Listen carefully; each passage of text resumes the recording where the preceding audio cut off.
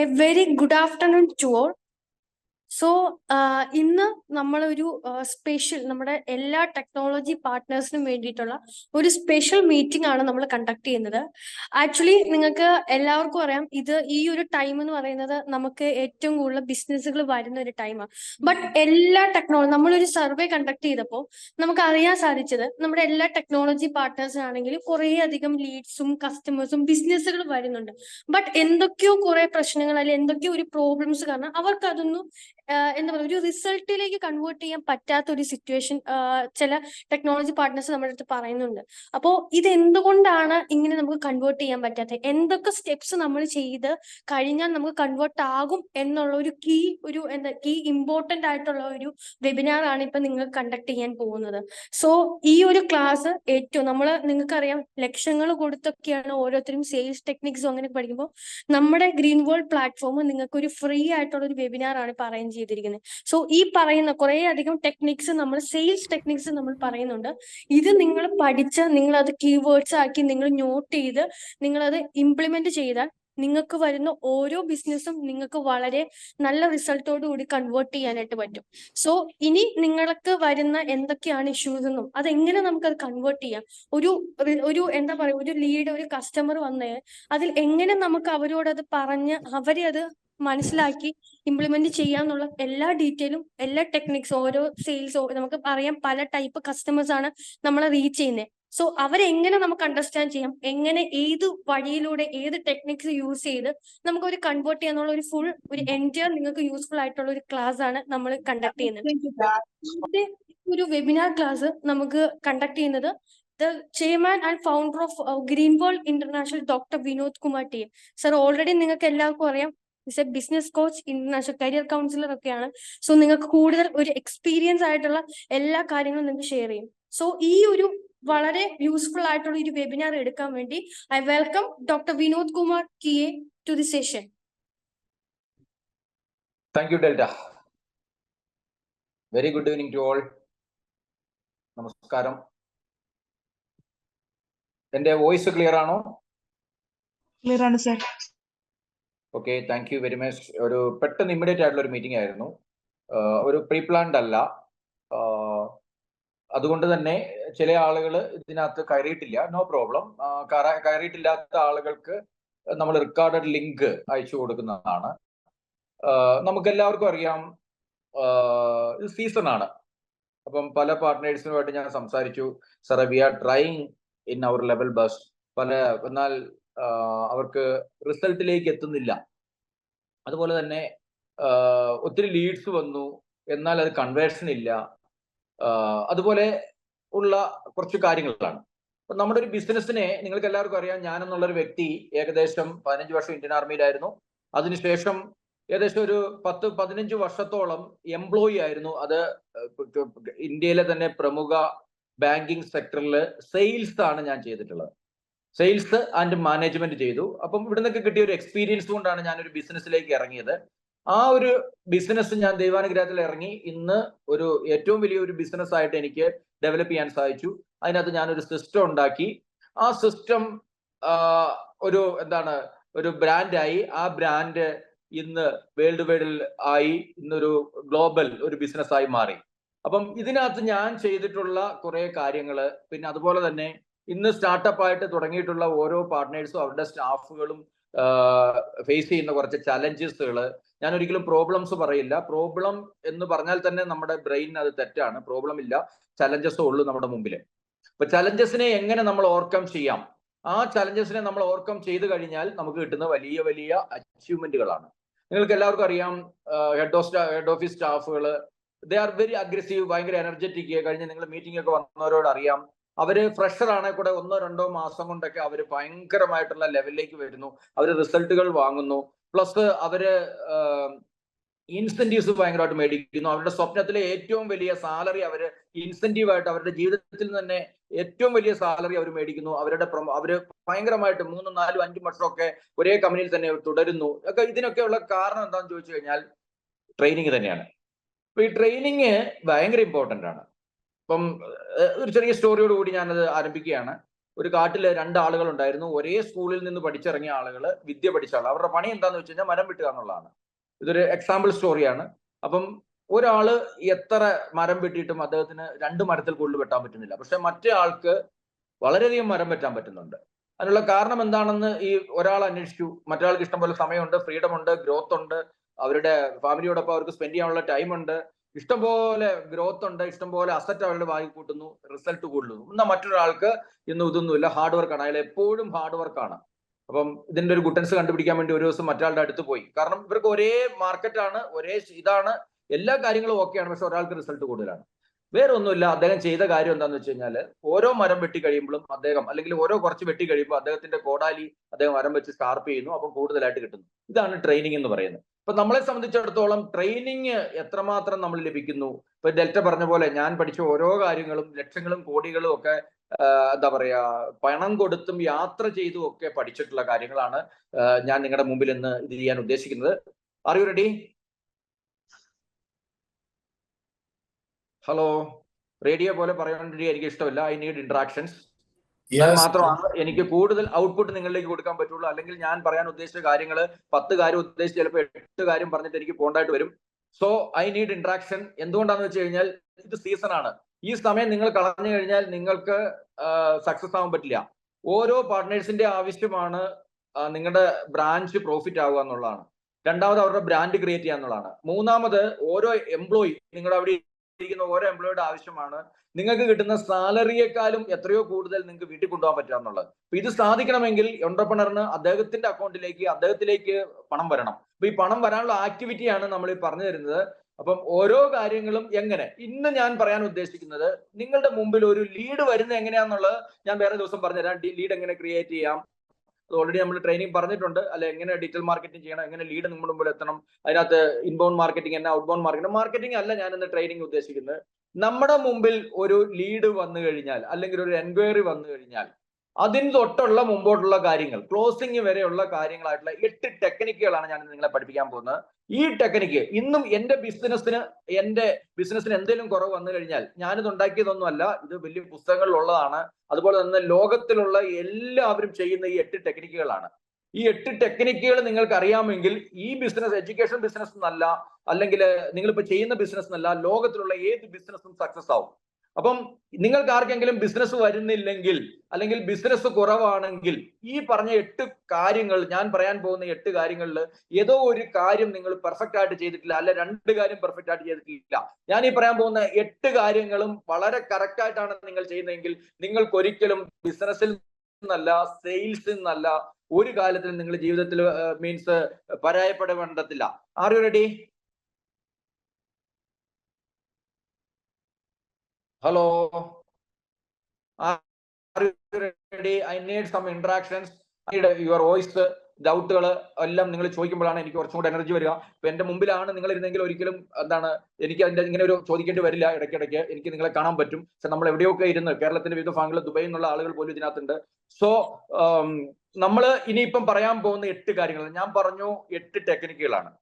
ഒന്നാമത്തെ ടെക്നിക് എന്താണെന്ന് ചോദിച്ചു കഴിഞ്ഞാൽ, നമ്മുടെ ക്ലൈന്റ് എവിടെയെന്ന് നമ്മൾ സസ്പെക്ട് ചെയ്യുക. സസ്പെക്റ്റിംഗ് എന്ന് പറയും. സസ്പെക്റ്റിംഗ്. നമ്മുടെ ഒരു പ്രൊഡക്റ്റ് ഉണ്ട്, അല്ലെങ്കിൽ ഒരു സർവീസ് ഉണ്ട്. ഈ പ്രൊഡക്റ്റ് ആരാണ് മേടിക്കുന്നത്, ആരാണിത്, എവിടെയാണ് ആ ക്ലൈന്റ് ഇരിക്കുന്നത്, ആ ക്ലൈന്റിലേക്ക് എങ്ങനെ റീച്ച് ചെയ്യാം, അല്ലെങ്കിൽ ആ ക്ലൈന്റ് എങ്ങനെ നമ്മളിലേക്ക് വരും, ഇങ്ങനെ സസ്പെക്ട് ചെയ്യുന്നതിനാണ് സസ്പെക്റ്റിംഗ് എന്നാണ് പേര് പറയാം. ഒന്നാമത്തെ നിങ്ങൾ നോട്ട് ചെയ്യുക, സസ്പെക്ട് ചെയ്യുക. ഇപ്പൊ നിങ്ങളുടെ എന്ത് പ്രൊഡക്റ്റ് ആയിക്കോട്ടെ, എഡ്യൂക്കേഷൻ പ്രൊഡക്റ്റ് ആയിക്കോട്ടെ, അല്ലെങ്കിൽ നിങ്ങളുടെ വേറെ എന്തെങ്കിലും ഒരു ഫിസിക്കൽ പ്രൊഡക്റ്റ് ആയിക്കോട്ടെ, അല്ലെങ്കിൽ വെർച്വൽ പ്രൊഡക്റ്റ് ആയിക്കോട്ടെ, സർവീസ് പ്രൊഡക്റ്റ് ആയിട്ടെ, അല്ലെങ്കിൽ ഇൻടാഞ്ചിബിൾ ആയിട്ടുള്ള പ്രൊഡക്റ്റ് ആയിക്കോട്ടെ. എന്താണ് ഇൻടാഞ്ചിബിൾ പ്രൊഡക്റ്റ്? ഇൻഷുറൻസ് പോലെയുള്ള പ്രൊഡക്റ്റുകൾ, ഫ്യൂച്ചറിൽ അത് കിട്ടും ഇത് കിട്ടും എന്ന് പറയുന്നത്, തൊട്ട് നോക്കാൻ പറ്റാത്ത. അല്ലെങ്കിൽ നിങ്ങൾ ഒരു ഫ്രിഡ്ജ് വെക്കുന്ന ആളായിക്കോട്ടെ. ഈ കാര്യങ്ങളെല്ലാം ഉണ്ടെങ്കിൽ, ഈ നിങ്ങളുടെ പ്രൊഡക്റ്റോ നിങ്ങളുടെ കയ്യിലോ ഉണ്ടെങ്കിൽ, ഈ ഒരു കാര്യം എവിടെയെന്ന് നിങ്ങൾ സസ്പെക്ട് ചെയ്യുന്നു എന്ന് പറഞ്ഞാൽ നമ്മൾ സംശയിക്കുന്നു.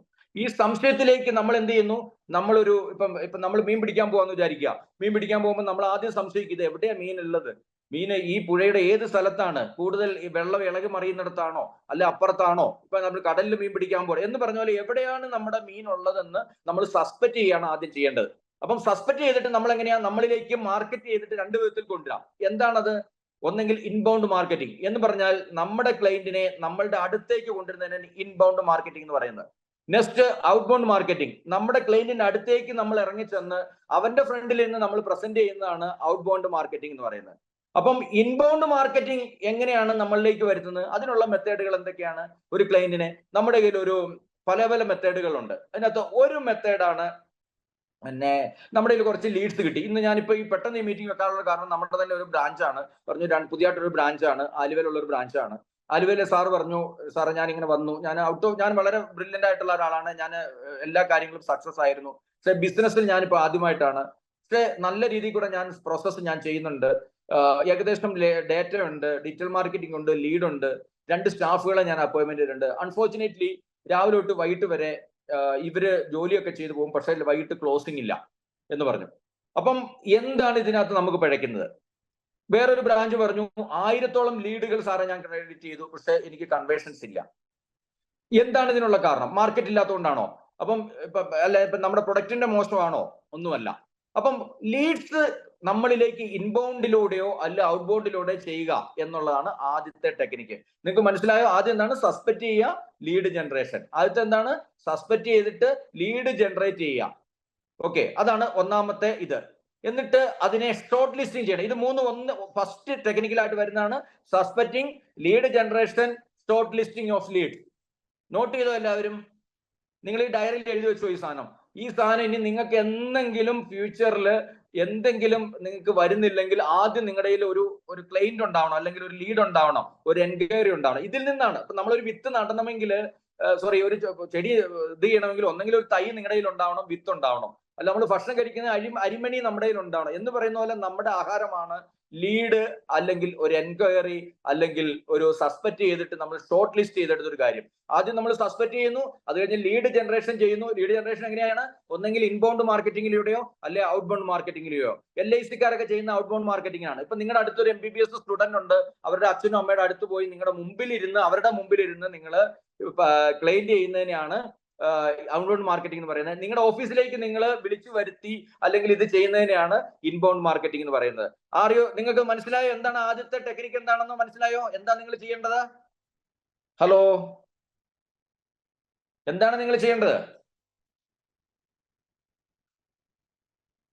നിങ്ങൾ തുറന്നിരുന്നു കഴിഞ്ഞാൽ, ഓഫീസിൽ തുറന്നിരുന്നു കഴിഞ്ഞാൽ നിങ്ങൾക്ക് ആള് വരുമോ? ആള് വരുമോ? ഇല്ല. 20% ആളുകളെ പ്രത്യേകിച്ച് നിങ്ങളുടെ ഓഫീസിലേക്ക് വരുള്ളൂ. ബാക്കി 80% എവിടെയാണ്?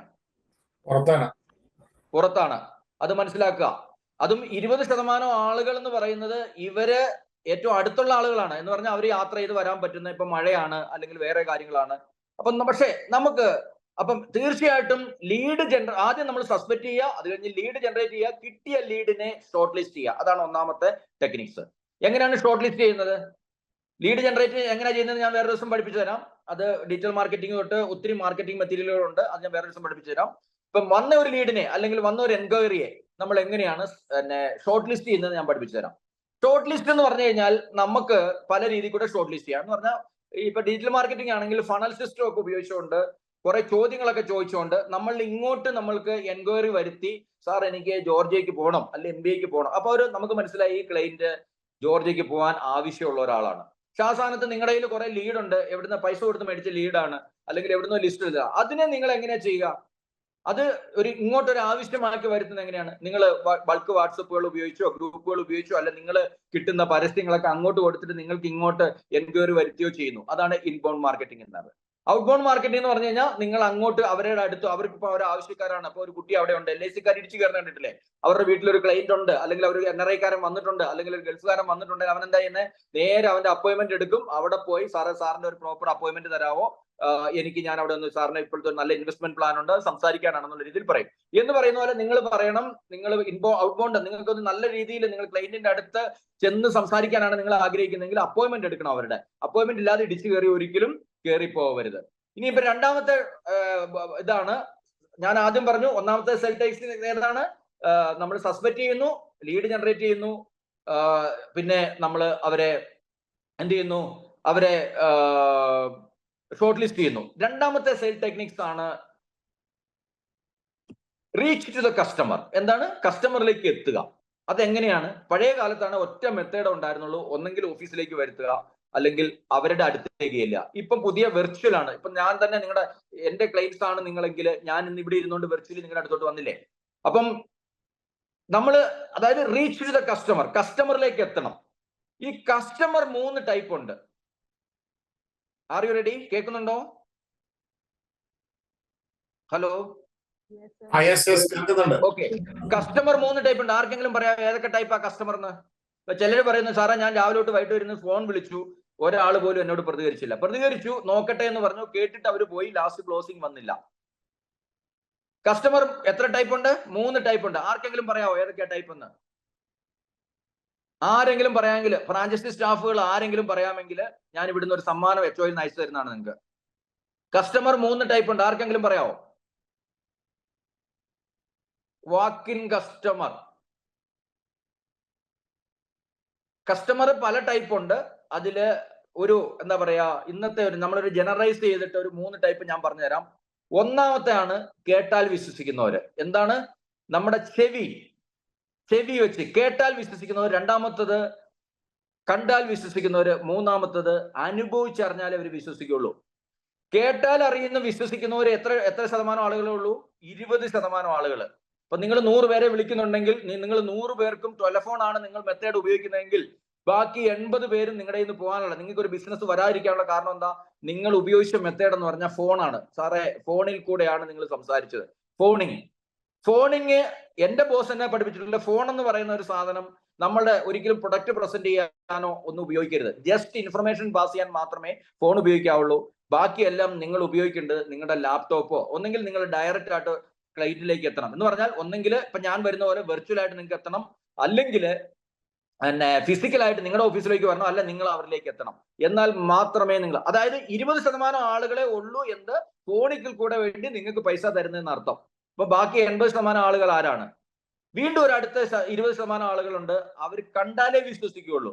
എന്ന് പറഞ്ഞാൽ നിങ്ങൾ കൊടുക്കുന്ന ബ്രോഷറുകള്, അല്ലെങ്കിൽ നിങ്ങളുടെ എന്താ പറയാ, നിങ്ങൾ കൊടുക്കുന്ന മെറ്റീരിയൽസ്, അല്ലെങ്കിൽ നിങ്ങളുടെ ഓഫീസ് വന്ന് കാണണമെന്ന് പറയുന്നു. ഇപ്പൊ ഈ കഴിഞ്ഞ ദിവസം പറഞ്ഞു എന്റെ ഒരു ഓഫീസ് മീൻസ് ഞങ്ങളുടെ ഹെഡ് ഓഫീസ് വന്ന് കാണണം. യെസ്, അതാണ് കണ്ടാൽ വിശ്വസിക്കുന്നത്. എന്നെല്ലാം ഒന്ന് കണ്ട് നേരിട്ട് ബോധ്യപ്പെട്ടാലാണ് ഇത് ട്രസ്റ്റ് ചെയ്യാം, അല്ലെങ്കിൽ ഈ ഒരു ഗ്രൂപ്പ് കൊള്ളാം എന്ന് ട്രസ്റ്റ് ബിൽഡ് ചെയ്യണം.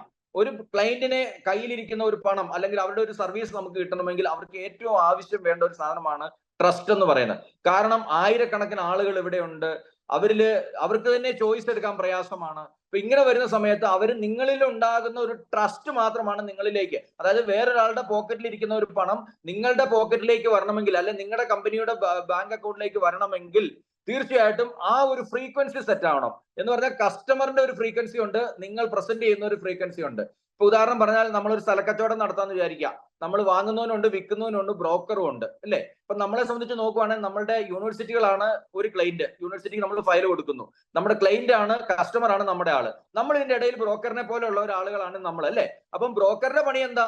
വാങ്ങുന്ന ആളുടെയും വിൽക്കുന്ന ആളുകളെയും തമ്മിലുള്ള ഫ്രീക്വൻസി സെറ്റ് ചെയ്യുക. അപ്പൊ ഇതിനകത്ത് ആരുടെയെങ്കിലും ഒരു ഫ്രീക്വൻസി അപ്പോ ഒരാളുടെ ഡൗണോ ആണെങ്കിൽ ഒരിക്കലും അവിടെ കച്ചവടം അല്ലെങ്കിൽ സെയിൽസ് അല്ലെങ്കിൽ ക്യാഷിങ് നടക്കില്ല.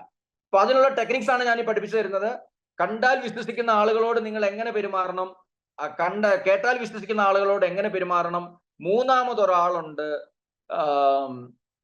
അനുഭവിച്ചറിഞ്ഞാലേ അവർ വിശ്വസിക്കുള്ളൂ. എന്ന് പറഞ്ഞാൽ 20% ആളുകൾ കൂടെ നിങ്ങൾക്ക് ഫോണിൽ കൂടെ നിങ്ങൾക്ക് പറഞ്ഞ് അവരുടെ നിന്ന് പൈസ മേടിക്കാൻ പറ്റും. ബാക്കി 20% ആളുകൾക്ക് കണ്ടാൽ മാത്രമേ അവർ വിശ്വസിക്കാൻ പറ്റുള്ളൂ. ഒന്നെങ്കിൽ നിങ്ങൾ ഡയറക്റ്റ് മീറ്റിംഗ്, അല്ലെ ഫിസിക്കൽ മീറ്റിംഗ്, അല്ലെ ബ്രോഷറുകൾ, ഇതുപോലെയുള്ള കാര്യങ്ങളൊക്കെ കൊടുക്കണം. മൂന്നാമത്തെ 60% ആളുകളും അറിഞ്ഞാൽ മാത്രം. ആദ്യത്തെ 2 അവർ ചോദിക്കുകയും ചെയ്യും, അവർ അതുപോലെ തന്നെ കാണുകയും ചെയ്യണം. മൂന്നാമത് അവർക്കൊരു ഒരു ഫീലിംഗ് വരണം. അങ്ങനെയുള്ളവരാണ് നിങ്ങളോട് ചോദിക്കുന്നത്, ഏതെങ്കിലും ഒരു കുട്ടി നിങ്ങളുടെ അവിടെ ഉള്ളവരുടെ എനിക്കൊന്ന് കണക്ട് ചെയ്ത് തരാമോ, അല്ലെങ്കിൽ ടെസ്റ്റിമോണീസ് ഉണ്ടോ, നിങ്ങൾ എത്ര പേരെ വിട്ടിട്ടുണ്ട്, അല്ലെങ്കിൽ നിങ്ങൾക്ക് ഇതിനകത്തുള്ള ഓതന്റിക്കേഷൻ എന്താണ്. ഒരു ട്രസ്റ്റ് ബിൽഡ് ചെയ്യുന്നില്ല, അല്ലെ നിങ്ങളുടെ പണം അവർ തന്നു കഴിഞ്ഞാൽ നിങ്ങൾ അത് ചെയ്ത് നന്നായിട്ട് കൊടുക്കും എന്നുള്ള ഒരു കോൺഫിഡൻസ് അവർക്ക് വരുന്നില്ല. അപ്പൊ ഇതെങ്ങനെയാണ് ബിൽഡ് ചെയ്യേണ്ടത്? ഇത് ബിൽഡ് ചെയ്യാനുള്ള ആക്ടിവിറ്റീസ് നമ്മൾ ചെയ്യണം. ഇപ്പൊ നമ്മളിപ്പോ ഉദാഹരണത്തിന് ഒരു MBBS ആണ് നമ്മൾ മാർക്കറ്റ് ചെയ്യുന്നതെങ്കിൽ, സാറേ ഞങ്ങൾ ചെയ്തു തരാം. ഇപ്പൊ നിങ്ങൾ ചെയ്യേണ്ട കാര്യം, ഫോൺ ഇപ്പൊ പലരുടെയും പ്രശ്നം വന്നാൽ രാവിലെ തൊട്ട് വൈകിട്ട് വരെ ഇരുന്ന് ഈ ഡേറ്റ വെച്ചോണ്ട് കുത്തിപ്പിടിച്ച് വിളിച്ചോണ്ടിരിക്കുക. ആർക്കും നിങ്ങൾ തന്നെ വിചാരിക്കുക. ഇപ്പൊ എന്നെ ഇപ്പൊ 1000 പേര്, ഞാൻ ഈ മീറ്റിംഗ് എടുക്കുന്നതിനിടയ്ക്ക് 1000 പേര് എന്നെ കിടന്ന് വിളിക്കുന്നുണ്ട്, ഞാൻ തിരിഞ്ഞു നോക്കുന്നുണ്ടോ? ഒന്നുമില്ല. ഒന്നാമത്തെ കാര്യം കസ്റ്റമറിന്റെ സമയത്ത് വിളിക്കണം എന്നുള്ളതാണ്. നമ്മൾ വിളിച്ചാൽ അപ്പോയിന്റ്മെന്റ് ഫിക്സ് ചെയ്താലും ശരി, അല്ല നിങ്ങൾ അവരോട് സംസാരിക്കാനും ശരി, ആരുടെ സമയത്ത് വിളിക്കണം? കസ്റ്റമറിന്റെ സമയത്ത്. നിങ്ങൾ തിരിച്ചു നോക്കുക, നിങ്ങളുടെ ഓഫീസ് ടൈം തന്നെയാണ് നിങ്ങളുടെ ക്ലയന്റിന്റെ ഓഫീസ് ടൈം. ഒന്നെങ്കിൽ അവൻ ട്രാവൽ ആയിരിക്കും, അല്ലെങ്കിൽ അവൻ എന്താണ് എന്തെങ്കിലും ഒരു ആക്ടിവിറ്റിയിലായിരിക്കും, അല്ലെ ഹോസ്പിറ്റലിലായിരിക്കും, എന്തെങ്കിലും ഒരു സ്ഥലത്തായിരിക്കും. ഈ സമയത്ത് നിങ്ങൾ അങ്ങോട്ട് വിളിച്ചു കഴിയുമ്പോൾ എന്തായിരിക്കും അവരുടെ പ്രതികരണം? അവരത് കേട്ടിട്ട് ഇഗ്നോർ ചെയ്ത് വിടും. മനസ്സിലായില്ലേ? അപ്പം നിങ്ങൾ ശരിക്കും കസ്റ്റമറിന്റെ അപ്പോയിന്റ്മെന്റ് എടുത്തിട്ട് ടൈമാണ് ചോദിക്കേണ്ടത്. എന്ന് പറഞ്ഞാൽ നമ്മൾ ഫോൺ ഉപയോഗിക്കേണ്ടത് എന്തിനാണ്? നിങ്ങൾക്ക് ഒരു അപ്പോയിന്റ്മെന്റ് ഫിക്സ് ചെയ്യാൻ. അത് എന്ത് മീറ്റിംഗ് ആയിരിക്കണം? ഒന്നെങ്കിൽ ഫിസിക്കൽ മീറ്റിംഗ്, അല്ലെങ്കിൽ വെർച്വൽ മീറ്റിംഗ്. അവർക്ക് ട്രസ്റ്റ് ബിൽഡ് ചെയ്യണമെങ്കിൽ നോളജ് വേണം, അല്ലെ? ട്രസ്റ്റ് ബിൽഡ് ചെയ്യണമെങ്കിൽ നോളജ് വേണം. അപ്പം ആദ്യത്തെ സെയിൽ ടെക്നിക്സ് ഞാൻ പറഞ്ഞു. രണ്ടാമത്തെ സെയിൽ ടെക്നിക്സ് ആണ് റീച്ച് ദ കസ്റ്റമർ. എങ്ങനെയാണ് റീച്ച് ദ കസ്റ്റമർ? ഒന്നെങ്കിൽ വെർച്വൽ മീറ്റിംഗിലൂടെ, അല്ലെങ്കിൽ ഫിസിക്കൽ മീറ്റിംഗിലൂടെ. My voice is clear? നിങ്ങൾക്ക് ബിസിനസ് വരുന്നില്ല എന്ന് പറഞ്ഞാൽ ഇതിനകത്ത് ആദ്യം പറഞ്ഞ കാര്യങ്ങൾ ചിലപ്പോൾ നിങ്ങൾ നന്നായിട്ട് ചെയ്തിട്ടുണ്ടാവില്ല, ലീഡ് ജനറേറ്റ് ചെയ്തിട്ടുണ്ടാവും, അത് ഷോർട്ട് ലിസ്റ്റ് ചെയ്തിട്ടുണ്ടാവില്ല, അല്ലെങ്കിൽ പ്രോപ്പറായിട്ട് ചെയ്തിട്ടില്ല. അല്ലെ, രണ്ടാമത് ഞാൻ പറഞ്ഞ കാര്യം റീച്ച് ചെയ്ത കസ്റ്റമറിനകത്ത് നിങ്ങൾ ഫെയിൽപ്പെട്ടു എന്ന് പറഞ്ഞാൽ കേട്ടാ വിശ്വസിക്കുന്നതിനുള്ള ടൂൾസ് കൊടുത്തു, നിങ്ങൾ കണ്ടാൽ വിശ്വസിക്കുന്നുള്ളവന് കേട്ടാ വിശ്വസിച്ച് ഫോണിൽ കൂടെ ഉപയോഗിച്ചു, അല്ലെങ്കിൽ മെറ്റീരിയൽസ് ഒന്നും കൊടുത്തില്ല, അവന്റെ സമയത്തായിരിക്കില്ല നമ്മൾ വിളിക്കുന്നത്. ഇനി ഒരു ടൈപ്പ് ഉണ്ട്, ഈ കസ്റ്റമറിന്റെ ഡിസിഷൻ മേക്കിംഗ്. നിങ്ങളിപ്പോ ഒരു എഡ്യൂക്കേഷൻ ആണ്, അല്ല നിങ്ങളിപ്പോ ഏത് പ്രൊഡക്റ്റും ആയിക്കോട്ടെ, ഇപ്പം നമ്മളൊരു ഫ്രിഡ്ജ് വിൽക്കുന്ന ഒരാളാന്ന് വിചാരിച്ചോട്ടെ. ഈ ഫ്രിഡ്ജ് വിൽക്കുന്ന ആള് ഒരു ഫ്രിഡ്ജ് എപ്പോഴാണ് എടുക്കുന്നത്? നമുക്കൊരു ഫ്രിഡ്ജ് വീട്ടിൽ കേടാകുമ്പോൾ, അല്ലെ? അപ്പൊ നമ്മൾ എന്ത് ചെയ്യും? ഹസ്ബൻഡും വൈഫും കൂടെ ആ കടയിൽ പോകുന്നു. ആ കടയിൽ പോയിട്ട് ചിലപ്പോൾ ആദ്യം ഒരാൾ ഹസ്ബൻഡ് പോയി അത് കണ്ടിട്ട് വരുന്നല്ലേ, ഓൺലൈനിൽ കൂടെ അത് മനസ്സിലാക്കുന്നു. ലാസ്റ്റ് പോയി 3 പേരും കൂടെ ഡിസിഷൻ എടുക്കുന്നു, അല്ലേ? അപ്പം നമ്മൾ പറയുന്ന ആളായിരിക്കില്ല ചിലപ്പോൾ ഡിസിഷൻ മേക്കർ. അപ്പൊ നമ്മുടെ ഒരു MBBS അല്ലെങ്കിൽ നമ്മുടെ ഒരു എഡ്യൂക്കേഷന്റെ കാര്യത്തിൽ 3 ആളുകൾ ഇതിനകത്ത് ഇമ്പോർട്ടന്റ് ആണ്. 3 അല്ല 4 ആളുകൾ ചില കേസിൽ. 3 ആളുകൾ എന്ന് പറഞ്ഞാൽ ഒന്ന് കുട്ടി. ഈ കുട്ടികൾ എന്താണെന്ന് നോക്കുക. നിങ്ങൾ ആരെങ്കിലും ഇതിനകത്തുണ്ടോ? നിങ്ങൾ പലരുമായിട്ട് സംസാരിച്ച സ്റ്റാഫുകൾ ആരെങ്കിലും ഇല്ലേ? കുട്ടികളുടെ ആവശ്യം എന്താ? ഹലോ, എനി സ്റ്റാഫ്, ഏതെങ്കിലും ഒരു സ്റ്റാഫ് പറയും കുട്ടികൾ എന്തായിരിക്കും നിങ്ങളോട് ചോദിക്കുന്നത്? അല്ലെ കുട്ടികളുടെ ആംഗിളിൽ എന്തായിരിക്കും? ആർക്കെങ്കിലും പറയാവോ? കുട്ടികൾ നിങ്ങളിൽ നിന്ന് എക്സ്പെക്ട് ചെയ്യുന്നത് എന്താണ്? എനിബഡി? ശ്രുതി, ഷെജി, എനിക്ക് ഇന്ററാക്ഷൻ വേണം കേട്ടോ. ഇൻഫർമേഷൻ എല്ലാവർക്കും വേണം. നിങ്ങൾക്കുള്ള ഏറ്റവും വലിയ പ്രശ്നം അതാണ്. നിങ്ങളെല്ലാം ഇൻഫർമേഷൻ ചാരിറ്റി ഓർഗനൈസേഷൻ പോലെ ഇൻഫർമേഷൻ കൊടുത്തോണ്ടിരിക്കുകയാണ്. ഇൻഫർമേഷൻ കൊടുത്ത് അവൻ ഇൻഫർമേഷൻ ആവശ്യത്തിന് മേടിച്ചിട്ട് അവൻ മറ്റുള്ളവരുടെ കൂടെ പോയി രജിസ്റ്റർ ചെയ്യും. നിങ്ങൾ ഇൻഫർമേഷൻ അല്ല കൊടുക്കേണ്ടത്. ഇൻഫർമേഷൻ കിട്ടിക്കഴിഞ്ഞാൽ ഇഷ്ടം പോലെ ഇൻഫർമേഷൻ കിട്ടുന്ന ഏരിയകളുണ്ട്. ഗൂഗിളിൽ നിന്ന് ഇൻഫർമേഷൻ കിട്ടും, ChatGPT നിന്ന് ഇൻഫർമേഷൻ കിട്ടും, നിങ്ങളെ പോലെയുള്ള പല കൺസൾട്ടൻസി ഇൻഫർമേഷൻ കിട്ടും. കുട്ടികൾ നോക്കുന്നത് സിമ്പിൾ ആണ്. അവരുടെ ഒരു എക്സ്പ്ലോഷർ. ഇപ്പൊ 18 വയസ്സും അവരെന്തുകൊണ്ടായിരിക്കും ഒരു വിദേശത്ത് പോകണമെന്ന് ചിന്തിക്കുന്നത്? അല്ലെങ്കിൽ ഒരു 12ാം ക്ലാസ്സിലുള്ള ഒരു കുട്ടി എന്തുകൊണ്ടായിരിക്കും അവൻ വിദേശത്ത് പോകുന്നത്? അവൻ എക്സ്പ്ലോഷറിന് വേണ്ടിയിട്ടാണ്. എക്സ്പ്ലോഷർ എന്താണ്? ഓരോ രാജ്യത്തും അവിടുത്തെ അവന്റെ കൂട്ടുകാരൻ അവിടെ പോയി അവൻ ടിക്ടോക്ക് ചെയ്ത് കണ്ടു. പിന്നെ കുട്ടികൾ ആഗ്രഹിക്കുന്നതാണ് ഫ്രീഡം. ഇപ്പൊ എന്റെ അനിയത്തിയുടെ മോന്, അവന് ഈ അടുത്തെങ്ങും അവന് അഡ്മിഷൻ വേണ്ട, അവൻ വിദേശത്ത് അവൻ പോകുന്നില്ല. കാരണം സാമ്പത്തികമായിട്ട് അവൻ ഡിഗ്രി കഴിഞ്ഞിട്ട് പോകാൻ ആഗ്രഹിക്കുന്നു. പക്ഷേ അവന് അറ്റ്ലീസ്റ്റ് എറണാകുളമോ ബാംഗ്ലൂർ അവൻ നോക്കും. എന്തുകൊണ്ടാണ്? അവന്റെ ലോക്കലിൽ നിന്ന് അവന് മാറും. അവന് എക്സ്പ്ലോഷർ വേണം. അവന് വേണ്ടതെന്ന് പറഞ്ഞു കഴിഞ്ഞാൽ ഇവിടെ ഒരു ലോക്കലാണ് ഞാൻ ചിന്തിപ്പിക്കുന്നത്, ഞാൻ പറയുന്നത്. അപ്പൊ എബ്രോഡ് എന്തിനാ പോകുന്നതെന്ന് ചോദിച്ചാൽ കുട്ടികൾക്ക് എക്സ്പ്ലോഷർ കിട്ടാൻ. രണ്ടാമത് ഫ്രീഡം. ഇവിടെ 7 മണി കഴിഞ്ഞാൽ പിന്നെ ഏതെങ്കിലും ഒരു കുട്ടിക്ക്, ഇപ്പൊ ഒരു രാത്രി 12 മണിക്ക് ഒരു കുട്ടിക്ക് ആഗ്രഹമുണ്ട് പോയി ഒരു ഐസ്ക്രീം കഴിക്കണം എവിടെയെങ്കിലും പോയി. ഈ കേരളത്തിൽ നിന്നോ ഇന്ത്യയിൽ നിന്നോ പറ്റുമോ? ഒരു പെൺകുട്ടിയാണ്, അവര് രാത്രി 7 മണി കഴിഞ്ഞാൽ ഇവിടെ ഇറങ്ങി നടക്കാൻ പറ്റുന്ന എത്ര ജില്ലകളുണ്ട്? ചിലപ്പോൾ എറണാകുളം ഇൻഫോ പാർക്ക് സൈഡിലൊക്കെ പറ്റിയെന്നിരിക്കും. അല്ലെ ഒരു 1 മണിക്ക് വന്ന് ഫ്രീഡം. വിദേശ രാജ്യങ്ങളിൽ കുട്ടികൾ നോക്കുന്ന ഇത്രയാണ് എക്സ്പ്ലോഷർ. അപ്പൊ നിങ്ങൾ കുട്ടികളോടാണ് സംസാരിക്കുന്നതെങ്കിൽ നിങ്ങൾ എങ്ങനെ സംസാരിക്കണമെന്ന് ഞാൻ പറഞ്ഞു വരുന്നത്. നിങ്ങളുടെ ക്ലയന്റ് 3 പേരാണ്, അല്ലെ 4 പേരാണ്. ഒന്ന് കുട്ടികള്, പിന്നെ അച്ഛൻ, നെക്സ്റ്റ് അമ്മ, നെക്സ്റ്റ് സ്പോൺസർ. ചില കേസിൽ അച്ഛനും അമ്മയും തന്നെ ആയിരിക്കും സ്പോൺസർ. ചില കേസിൽ ഫണ്ടർ, മൂന്നാമത് അങ്കിള് ആന്റി ഒക്കെ ചെയ്യും. അപ്പൊ ഇത്രയും പേര് കൺവിൻസ് ആയാൽ മാത്രമാണ് നിങ്ങൾക്ക് ഒരു ഫയൽ റെഡി ആവുള്ളൂ. അപ്പൊ നിങ്ങൾ എന്താ ചെയ്തുകൊണ്ടിരിക്കുന്നത്? ഒരു കുട്ടിയോട് മാത്രം സംസാരിച്ചു. കുട്ടി എന്താ നോക്കുന്ന? എക്സ്പ്ലോഷൻ. അവന് നല്ല അടിപൊളിച്ച സ്ഥലമുണ്ടോ? അവനവിടെ പാർട്ട് ടൈം ചെയ്യാൻ പറ്റുമോ? അല്ലെങ്കിൽ നല്ല യൂണിവേഴ്സിറ്റി റാങ്കിയാണോ? അവന്റെ ക്ലബ്ബ്, അവന്റെ സിലബസ് അവന്റെ കറക്റ്റ് ആണോ? അവന് പരമാവധി പഠിക്കാതെ എങ്ങനെ ഇത് ചെയ്യാം? ഇങ്ങനെയൊക്കെ ഉള്ള ഒരു എന്താ പറയാ, അല്ലെങ്കിൽ വേൾഡ് റാങ്കിങ് യൂണിവേഴ്സിറ്റി ആണോ? ഇങ്ങനെയൊക്കെയുള്ള കാര്യങ്ങളാണ് കുട്ടികൾ നോക്കുന്നത്. അവന്റെ ലാബ് ഫെസിലിറ്റി കറക്റ്റ് ആണോ? അല്ലെങ്കിൽ അവന് നല്ല വലിയ ക്യാമ്പസ് ആണോ? IELTS ഇല്ലാതെ പോകാൻ പറ്റുമോ എന്ന് പറഞ്ഞാൽ ഷോർട്ട് കട്ട്സുകൾ. മനസ്സിലായി? കുട്ടികളോട് സംസാരിക്കുമ്പോൾ നമ്മൾ എപ്പോഴും അവന്റെ ബെനിഫിറ്റിൽ അവന്റെ ആംഗിളിൽ സംസാരിക്കണം. കൗൺസിലേഴ്സ് ആയിട്ടുള്ള ആളുകൾ ശ്രദ്ധിക്കുന്നുണ്ടോ? ഇനിയിപ്പോ അമ്മയോടാണ് സംസാരിക്കുന്നതെങ്കിൽ അമ്മയുടെ ഏറ്റവും കൂടുതൽ കൺസേൺ എന്തായിരിക്കും? ആർക്കെങ്കിലും പറയാവോ? ഒരു കുട്ടി അയക്കുമ്പോൾ അമ്മയുടെ ഏറ്റവും വലിയ കൺസേൺ എന്താണ്? Safety. Yes, 100% sir, thank you. അമ്മ നോക്കുന്നത് കുട്ടിയുടെ സേഫ്റ്റിയാണ്. അല്ലെങ്കിൽ അച്ഛനമ്മമാർ നോക്കുന്ന കുട്ടിയുടെ സേഫ്റ്റിയാണ്. അച്ഛൻ നോക്കുന്നത് എന്തായിരിക്കും? അല്ല അമ്മ നോക്കുന്നത് എന്തായിരിക്കും? അവരുടെ പണവും കൂടെ. ഇപ്പൊ കുട്ടിക്ക് ഇപ്പം നമ്പർ 1 പോണം, പക്ഷെ ഫണ്ടില്ല. അപ്പം പേരൻസുമായിട്ട് ഫണ്ട് സംസാരിക്കുന്നത് പേരൻസും. അപ്പൊ അതാണ് ഞാൻ പറയുന്നത്, ഡിസിഷൻ മേക്കർ. നിങ്ങളുടെ പലരുടെയും പ്രശ്നം, നിങ്ങൾ ആരോ ഒരാളെ വിളിച്ച് സംസാരിക്കുന്നു, അത് അവരുടെ ഇതല്ല. ആര് ക്ലോസ് ചെയ്യും? നിങ്ങൾ എപ്പോഴും സംസാരിക്കുമ്പോൾ കുട്ടി ഉണ്ടായിരിക്കണം, പേരൻസ് ഉണ്ടായിരിക്കണം, അത് അവരുടെ സമയം. അപ്പൊ ഒരാൾ പറയാണ് അച്ഛൻ വൈകിട്ടേ വരുള്ളൂ, നിങ്ങൾ ആ സമയത്ത് വേണം കുട്ടിയോട് സംസാരിക്കാൻ. എന്ന് പറഞ്ഞാൽ ഫോണിൽ കൂടെ അല്ല ഞാനിപ്പോ സംസാരിക്കുന്ന പോലെ.